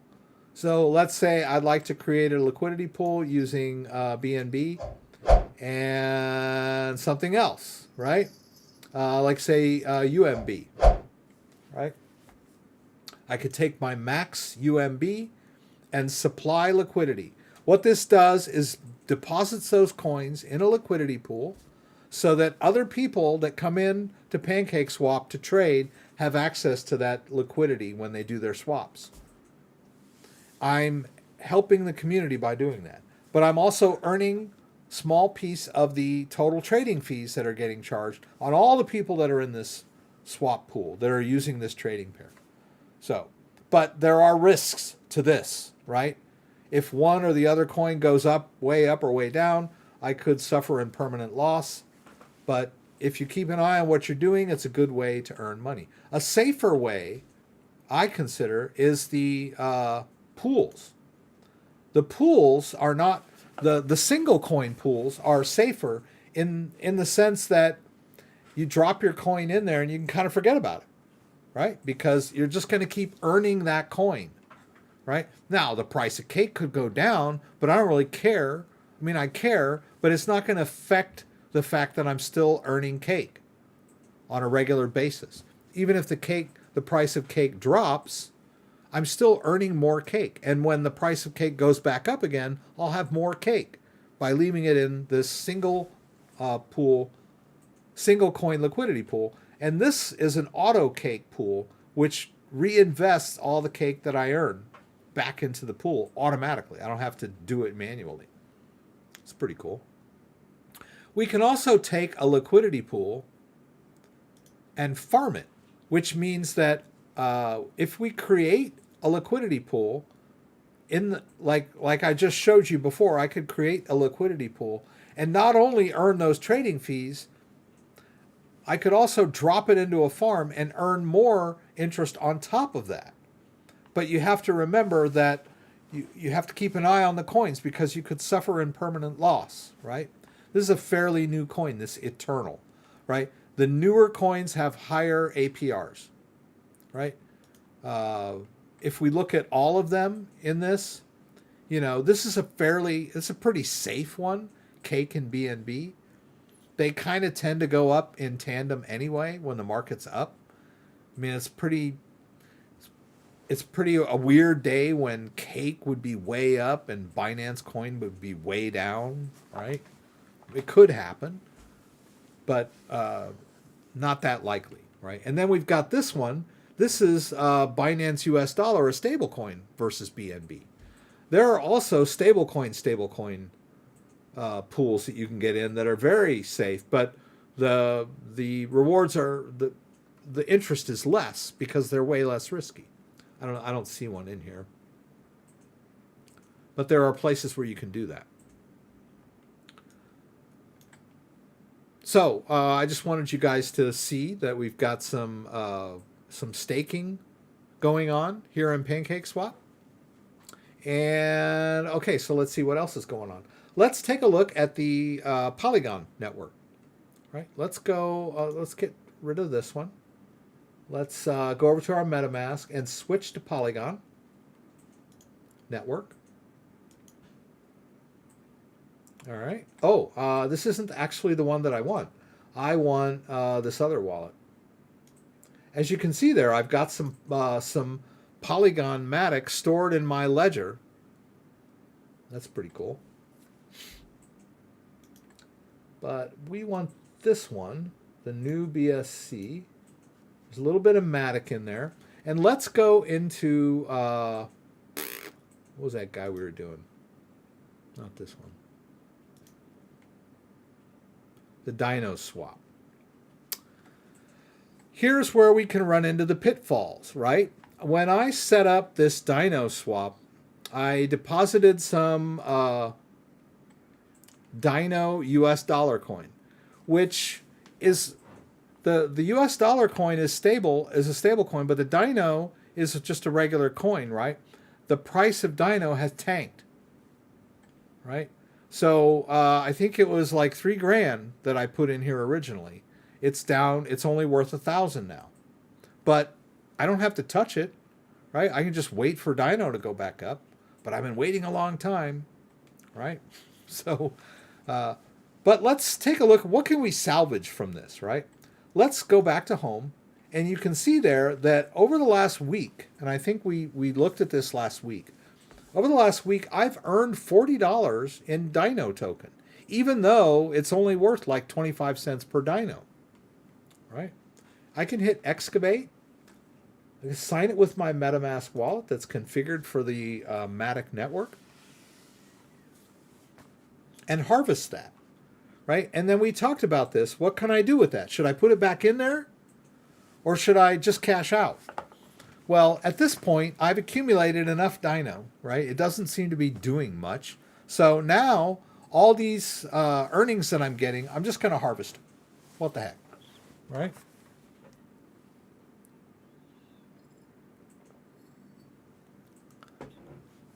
Mishka's asking why it connects and sometimes does and sometimes doesn't with Trust Wallet. It's kind of a mystery. It's a little bit of tech, right? The same thing will occasionally, you'll get glitches with MetaMask and Dyno Swap or MetaMask and Pancake Swap. And with Trust Wallet, you've got a lot going on, right? Because you've got a phone, you got two different devices, you know, your computer and your phone or whatever. You might be doing it on your phone and, you know, the website might be on your phone or whatever. But sometimes you have to try again, right? Like maybe exit the wallet and Trust and go back in and then try again, or like refresh the web page and then exit and enter Trust Wallet and try again. I mean, sometimes it's just like, it's not always consistent, right? It reminds me of like, I used to work at a computer store and I was back in the tech department doing something, and the tech guy was up there at the counter checking in a customer, and the customer like was like so intense and so serious. He like leans into the guy and he looks him straight in the eye and he goes, "What would make my computer freeze?" Like the tech guy was going to give him like the, you know, the answer from on high, you know, this is why computers freeze. Like they just freeze, dude. Just get over it, right? Try again, reboot it, you know, turn it off, turn it back on again. You know, it's like tech is tech, right? There's not always a reason. I'm sure there's a reason why somewhere, right? But whether we're going to figure it out, just try again. That's not really an answer, is it? Why doesn't my Pancake Swap connect to my Trust Wallet every time? I'm not sure, right? I don't think it's anything you're doing. If it's just inconsistent, all right? All right, we harvested that. Like, let's go back. Let's go over to Jurassic pools, and then you'll see like this huge chunk of Dyno that I'm like still in the Dyno pool, right? We got all this Dyno in here that's earning more Dyno, right? Now let's go ahead and excavate that too. Let's confirm this in our MetaMask wallet. We'll have to wait a minute or two for that. I've had this thing glitch out on me many times. I've had like, I think I talked a couple weeks back about the transactions would get stuck, and then I'd try to cancel them, and then they get stuck canceling, and like I exported the private key into a different browser and was able to like get past the stuck or whatever. All right, now, are we going to take that all that stuff, the 298 Dyno that we just excavated, and drop it back into the Dyno pool? No, let's not. Why don't we just take that Dyno and sell it for some US dollar coin, right? That way we can lock in our gains, right? Let's go back to the exchange. All right. Instead of Matic, let's go to Dyno. Right, there's our Dyno. And then let's do US dollar coin. Let's max it out. That's 63 bucks. I'll take it. Let's swap it. $63 for a week of not doing anything, right? It was just sitting there in the pool, earning interest or whatever you want to call it. I was farming it, right? Staking, right? Mind you, that's a lot of Dyno, right? That's a lot of like sweat, blood, sweat, and tears of my life that I dropped into, you know, this pool and, you know, farming and everything else. But I'll take it, right? The 60 bucks or whatever. Now we can go back. Okay, there. Now we got 106 US dollar coin. So $63 for a week of not doing anything. It's pretty good. I'll take it. When I have issues connecting MetaMask, reloading the page normally works. Yeah, I know. It's kind of a bummer. Okay. What laptops are you using? I have an MSI laptop that I just bought. I had an Asus laptop before that. I kind of go with those brands because they're like tech brands. You know, and they're pretty high spec. So, if that's what you're wondering. Now, actually, someone had asked me to go over my rig earlier. Maybe we can do that in a minute. Okay, so we did that. Oh, and then I should mention, too, that these extinction pools, where I put Dyno in originally and earned, like, these other tokens, earned some tokens, right? So if we go over here to the Polygon web wallet, and let's go in here. Look here. There's $1,200 worth of altcoins that I earned by staking Dyno over the last several months, right? So even though the price of Dyno has tanked, I have earned these altcoins by in that pool. So it wasn't a total loss, right? So, and you can do the same thing over in Pancake Swap. You can, at least you used to be able to. Yeah. You'd stake cake and earn some new altcoin that was in there, right? That's what I did here in Dyno Swap. Like if you go to these extinction pools, you can see here, oh, I don't know anything about these coins, right? But if I throw some Dyno in there and stake it, I can earn some of these coins. Now, these are extinction pools. They're a little different.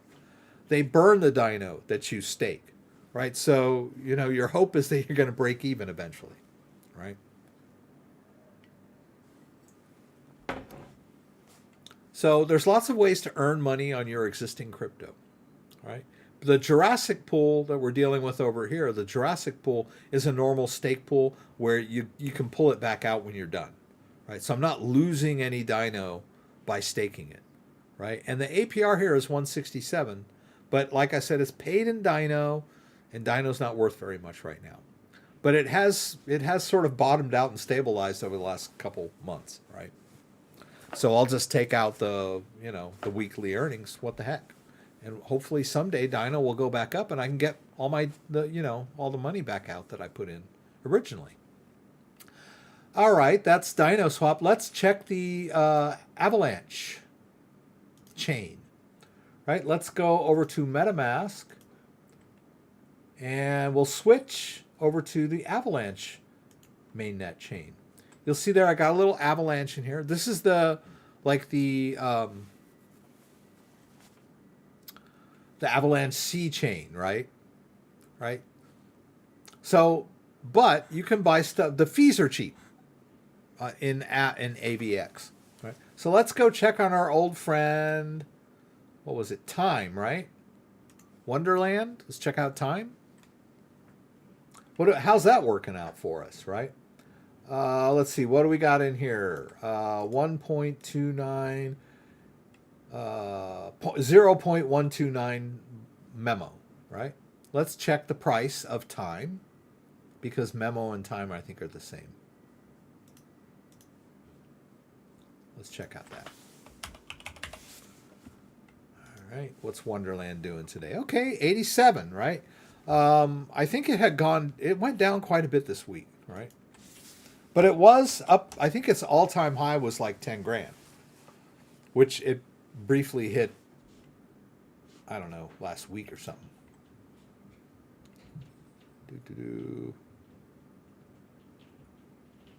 Oh, this is market cap or what price?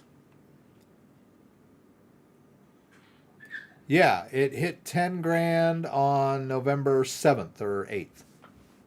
Right? But it's still higher than what I bought it at when I dumped some money into this pool. Right? So now I believe that's about what we put in it originally. Maybe less. So I'm at that break-even point now, and I've already taken profits, right? So this is a good pool. If you'll notice, it's like insanely high. So don't put any money in here you can't afford to lose, right? It might just go belly up, belly down anytime, right? When I looked at it a couple days ago and saw that it was like, I think it was below 8 at one point. It was like 7,800. So it was like less than what I had originally put into it. But I still have some, right? I could have still sold some. And this is all pure profit now, so we're okay, right? Is it safer to use MetaMask on Brave than Chrome, or is there no difference? That's a good question. I would assume that they're both safe, but like they're only as safe as your computer, right?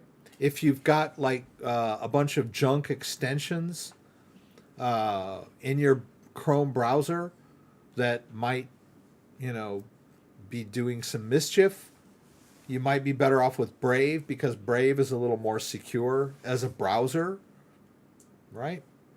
But if you're careful with your computer and you don't install a bunch of crazy extensions like, My Coupon Friend or whatever in your Chrome browser, you're probably okay using Chrome too, right? But Chrome is a little less private too. I think Google knows every time you, Google, what was it? Google, if I can find it. Is this Google? Yeah. I was in the bathroom earlier and I asked my my Echo Dot in my bathroom to play a Sugar Ray song. That was between me and my Echo Dot. Why Sugar Ray is in my Google search history, I don't know. I did not search for Sugar Ray in Google today. Right? Weird. So, whatever. Okay, so Wonderland. Okay, let's go. I wanted to show you guys this other one too. Over in Trader Joe, which is a site on the Avalanche chain. right? I'm connected to this wallet, right? The same MetaMask wallet. And then we can go over here to the farm. And you can see that I'm staking some Joe and AVX, right? So I created a liquidity pair, right? You can do liquidity just like you can do in Pancake Swap. Created a little liquidity of the Joe token and the AVX token. Probably last week after the live stream, maybe on Sunday. And there, like I got some Joe and I got some AVX. $6.5.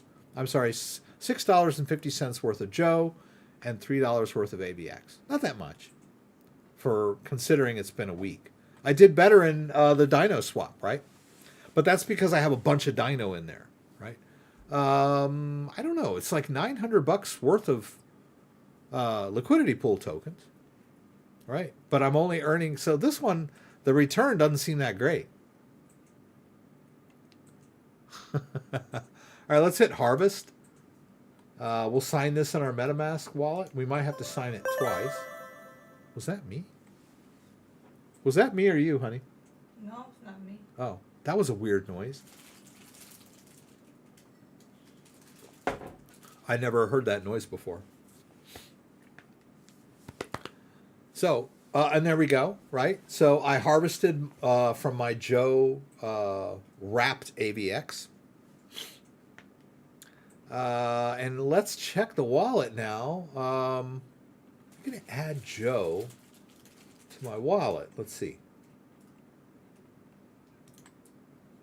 Hey, there it is, Joe. All right, so we got the Joe in there. Now that I've earned a little Joe, why don't I go over to the pool? I think they got this. Here we go, Joe, right? Let's take all that Joe that I just harvested from that liquidity pool farm, and let's drop it in this Joe pool. I got to pay 11 cents in AVX Avalanche token. And what the heck? Watch it grow, right? So this basically really cost me nothing except the risk of the impermanent loss in the AVX Joe liquidity pool. Really, that is a risk. But it's just sitting there earning Joe for me. And then while all that Joe that I earn, I can drop into this thing and let it earn me like whatever else is going on over here. Oh, now I got to stake it. Okay, so now I hit stake. Confirm.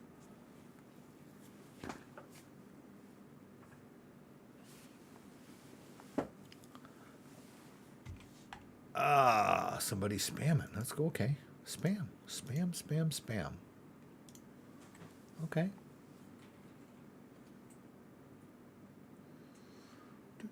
Okay, there. That went through. Okay, so there. Now I'm staking Joe, and I'm doing this other thing, whatever this is. What else we got? Oh, man, I'm way behind, right? Talk too much tonight. The SundaeSwap ICO voting, right? So SundaeSwap is the new... SundaeSwap is going to be a Cardano-based DEX, right? But it's not out there yet, right? But what they're trying to do is vote for the SPOs, stake pool operators, right? And you can vote for your favorite stake pool operator here. And what you do is you send yourself some ADA based on the guy that you want to vote for. So if we go over here to SPO, I think I can do this. Let's say, okay, I want to vote for this guy. He's 307. That's his ticker. Right? We go back over here and let's put in that guy's ticker. Right? Right? And then I can go over here and choose somebody else, whoever, and put in this guy's ticker. And go back. It disappeared. What was it? SPO. what was this guy? 3 something, right? 307. All right. Notice that when I did that, this amount changed slightly. And then if I click here and I vote with my wallet, it'll be on the Cardano blockchain. Now, I believe I lost this, if I'm not mistaken. I get the 2 back because I'm sending that to myself. But this amount, I think I lose this. Unless I'm sending all of this back into my own wallet and this gets recorded on the blockchain. If we look over here, I created this Nami wallet. It's an extension that I downloaded and installed on my computer. And it's a Cardano-based wallet, right? It gave me a seed phrase. And I wrote it down. And if something happens to my computer or my browser or whatever, something glitches, I can always restore this wallet with the seed phrase. But it's not ledger-based. They didn't have a ledger-based option, right? But I used Nami because it's the only one that works properly with this site, integrated with this site. Other wallets allow you to like send ADA to yourself, but I found that to be slightly, just felt dicey. I just wanted to try this wallet. So I sent like 10 ADA in there. That's not that much. It's like $20 worth of ADA, right? Now, if you look in history here, you can see that I set up the wallet with that $10 deposit, and then I did this where I voted. Let's see if we can see here. We voted. There. That was my output, right? 9.8213. I sent this to myself, but that those extras on the end were the pools that I voted for. I know it's a little freaky, but I know some of you guys might be interested in this. This is the ICO site. I'll go here. If you're interested. And then this is the Nami wallet.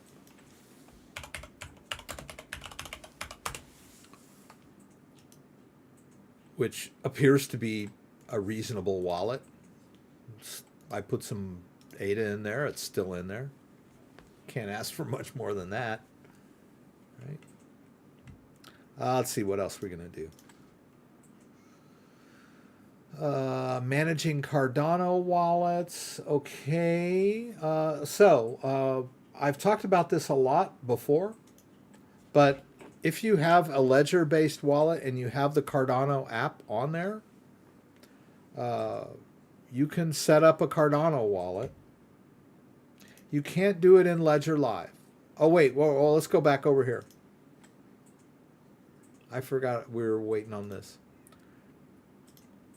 If that Bitcoin is still, okay.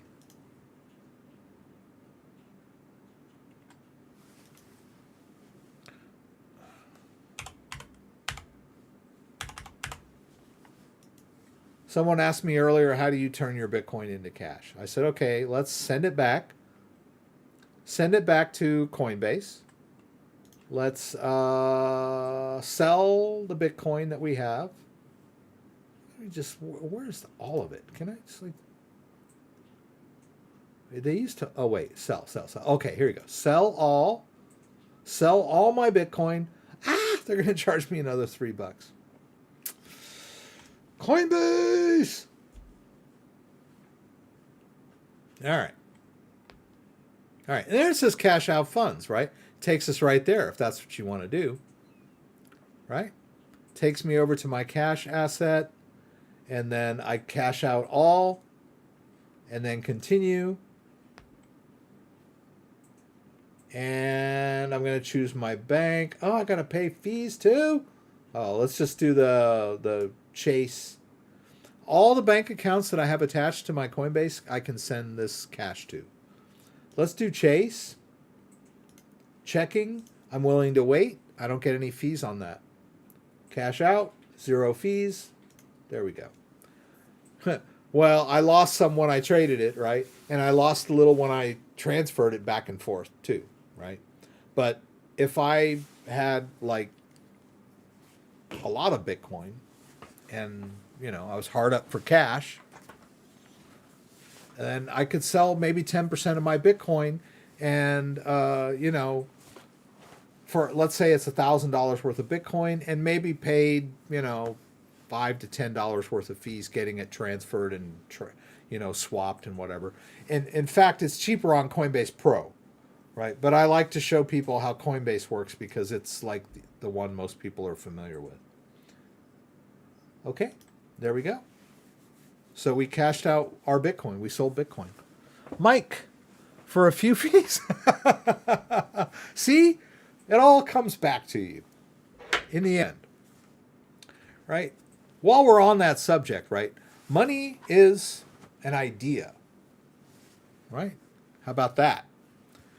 Money is an idea. I can have an idea, I can bring it to fruition, and then I can earn money for that. Like, I can think about a video I want to post, I can create the video, I can post the video on YouTube, and it earns me revenue, right? I can think about a birdhouse. I can go get some wood, build a birdhouse, and then paint it really nice, and then sell it in a shop and make a profit on that. But it all started with that idea in my head, right? So what are you going to do with your ideas? Are they going to be losing ideas or winning ideas? Are they going to bring you prosperity, or are they going to bring you not prosperity? Right? So giving is receiving in the spiritual sense, right? So those of us who hang on to every little piece of our dreams, those dreams don't expand, right? So if we are willing to put ourselves out there, put our dreams out there, put our money out there, put our crypto out there, put our ideas out there, then they'll come back to us in some way or form. Just like Mike threw me some, fee compensation over there. What were we going to do? Yeah, just be careful, man. It seems as scammers are sending fake tokens to the list of wallet addresses, and if you try to swap them or interact with them, scammers can empty the wallet. It sucks. I don't know of any scams where the scammer is emptying your wallet per se, like a MetaMask wallet, but I believe that scammers can empty out like staking pools if you're on a scam site and that kind of stuff, where you've transferred your coins in there, that kind of stuff. So yeah, be careful about that. And then there are a lot of fake tokens that come into your wallet that are basically worthless, that there's not much you can do about them being in your wallet. But there are imposter coins, right? Like there's a lot of coins out there named Shibu. Then you may go over to, say, Pancake Swap or whatever and trade for some Shibu coin. And it turns out that it's not the Shibu coin that is valuable, the one that everyone else is buying and selling, right? It just has the name Shibu. That happens, unlike the Binance Smart Chain. So let's check. Here. Right, so there are a lot of fake Shibu coins on the Binance Smart Chain. You can buy them, right? But you can't sell them. It's a conundrum, isn't it? Right? It's a worthless coin, but you can pay for them. But then when you try to sell them, and like you swap them, like it'll give you an error message on the Pancake Swap trading interface. Like it'll tell you it's worth $300, right? But then when you try to trade it, it'll say error, right? It's because it's a scam coin, right? So there are a lot of things out there you should be careful about, that especially if it's an airdropped coin and it says it's worth a certain amount, it's probably not. And even if you try to sell it, you probably can't. Just don't go buying any more of it. Right? You'll get a coin in your wallet and you'll go, oh, look, I got this coin. Maybe I should buy some more. Don't do it. I wanted to. This is revealing personal information, but I'm going to go ahead and do this anyway. I wanted to give you guys an idea of how to manage a little bit. Like let's go to this Binance Smart Chain wallet, right? Let's click here. Let's go to assets.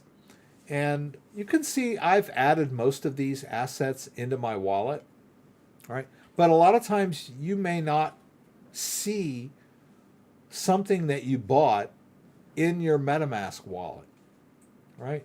You can take this address and go here to the Binance Smart Chain Explorer. This might also help you with coins that you think you bought or you may have bought or whatever, but look here, this is the address of my wallet, right, on the Binance Smart Chain. It sees my balance of BNB. Remember, we got 6 BNB in there, right? We're looking at this wallet on the Binance Smart Chain. Now, it also shows all these tokens, right? So, and it gives me the value of the tokens much better than MetaMask does. MetaMask can't even give me the value of the tokens for some reason. I don't know, because it's Binance Smart Chain, I guess. But if I use the address of this wallet in the Binance Smart Chain Explorer, I can see the amount of BNB, the value of the BNB, current value, and then the current value of all my tokens in this wallet. It's pretty cool. Now, if you click here and scroll down, all the way down to the bottom here, and hit show more, it takes you to a page that shows you all of the tokens that are in your Binance Smart Chain wallet. Pretty nifty, huh? Right? These are coins that I have bought that are worth something, right? I can sell them because I know what they are. I bought them, right? But if we scroll down a little more, down into the depths of this wallet, you'll see that there are 6 pages of worthless airdrops that are in this wallet that, okay, well, maybe I should try and sell this BTK. It's probably not a good idea.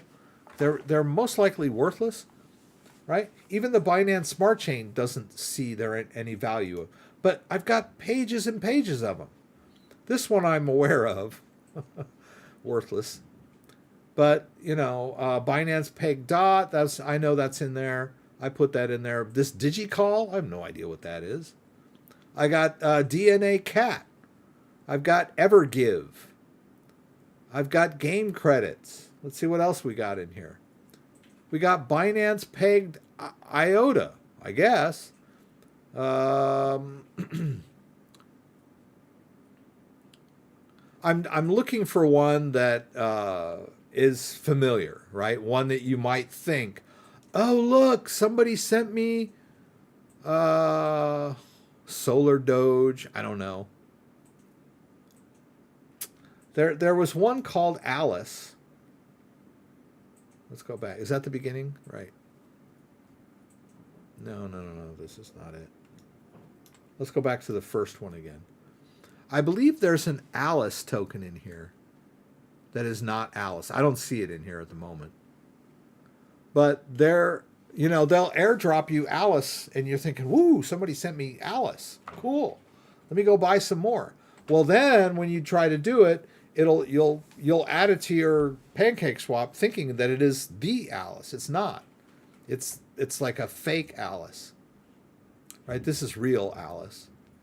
And you can check these by searching for them in the Binance Smart Chain. Right? Like Alice. Right? Notice there's more than one. Oh, those probably the same. Oh, no, they're 2 different. Ooh. So you got to be careful. Probably best to go to CoinGecko to look for it. All right. My neighbor Alice. Get your Binance Smart Chain contract address. Confirm that it's the same one. Right? But the Binance Smart Chain Explorer is a really good resource for double checking your wallet, right? There may be a token in there you forgot about. Like, for example, like you could say, oh my God, I forgot about this BSCS token that I bought, last year. Oh my God, it's worth $1,400, right? You may have forgotten all about it because you never added it to MetaMask, right? I believe I have it in MetaMask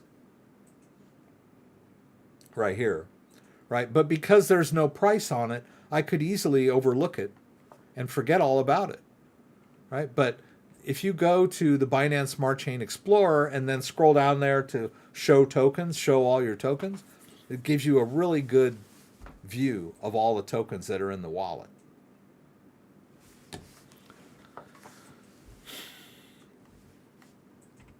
CoinMarketCap or CoinGecko, they're about the same. I kind of use CoinGecko myself more often than not. I kind of like it, but they're both pretty good. Although, we did that one where, what was it? Kina Inu.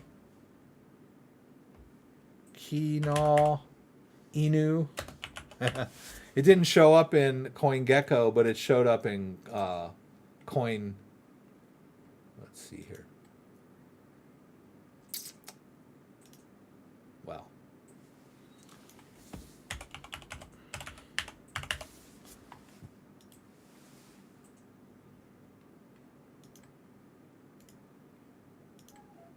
no, it's not there anymore.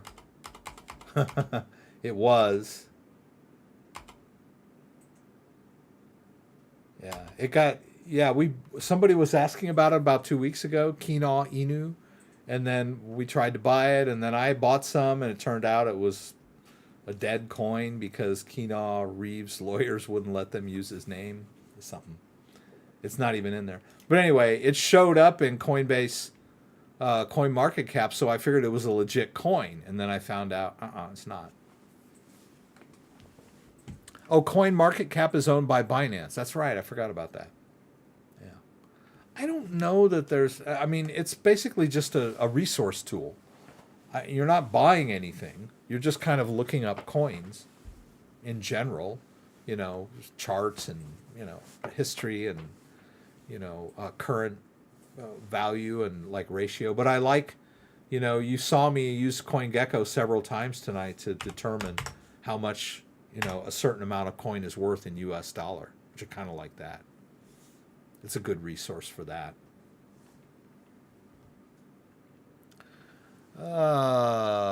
Okay. I'm sorry if I missed questions tonight. The time got away from me. Thank you again, BC Mike. That's so funny.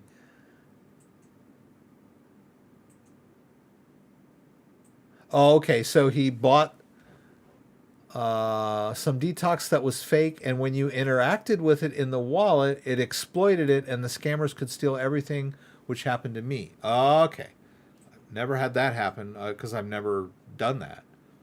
But that's interesting to note. I didn't know that scammers could exploit wallets like that. That would suck. Ouch. Okay. We don't want that. You don't have to use the Nami wallet. That's right. You can use a different wallet and just send the ADA to yourself. Right. Just go into the send and then send it back to the same address. It should work.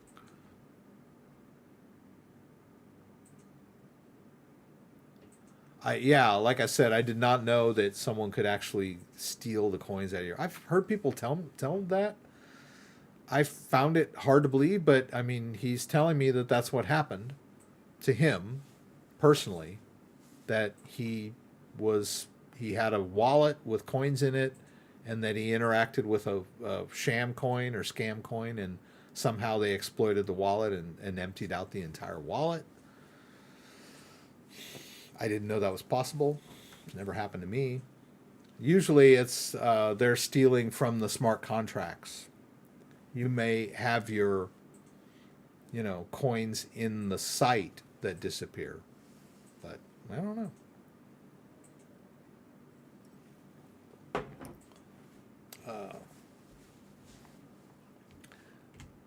But don't poke around where you don't need to. I've never poked around at any of those airdrops in there or tried to trade them or anything like that. I was just I do my research before I do trades, so I know that the coin that I'm swapping is the coin that I know is. I've never had my wallet emptied by some hacker, and I've been at this a while. So sometimes, I don't know, I'm not going to say it. People get a little confused as to what actually happened. Sometimes you're tricked into revealing your seed phrase. And then a lot of people lose, their wallets get emptied out, and they think that somehow the hacker just reached in and took the coins out of their wallet. That's not really what happened. That somehow they revealed the seed phrase. Although I'm not saying you revealed your seed phrase. Maybe you didn't. Maybe you just tried to trade one of your airdrops and your wallet got hacked. I don't think it's not out of the realm of possibility, but it's never happened to me. Okay, it's getting late. Oh, yeah, if the coin makes you go to a fake exchange, maybe. Yeah, that could be an exploit. I learned more than I could possibly remember, thus I wrote it all down. Hope I can figure it out later. Thanks, Barbara. Thanks for being here. Buddy Love, thanks for coming. All the time that you spent with me. Signing unlimited access to wallet contract. Oh, yeah, okay. That might do it too. Your pre-approved unlimited access to the wallet. I see. You're pre-approving unlimited access to the wallet. Interesting. Maybe, yeah, when those signing things pop up, that's part of what's going on there. Yeah.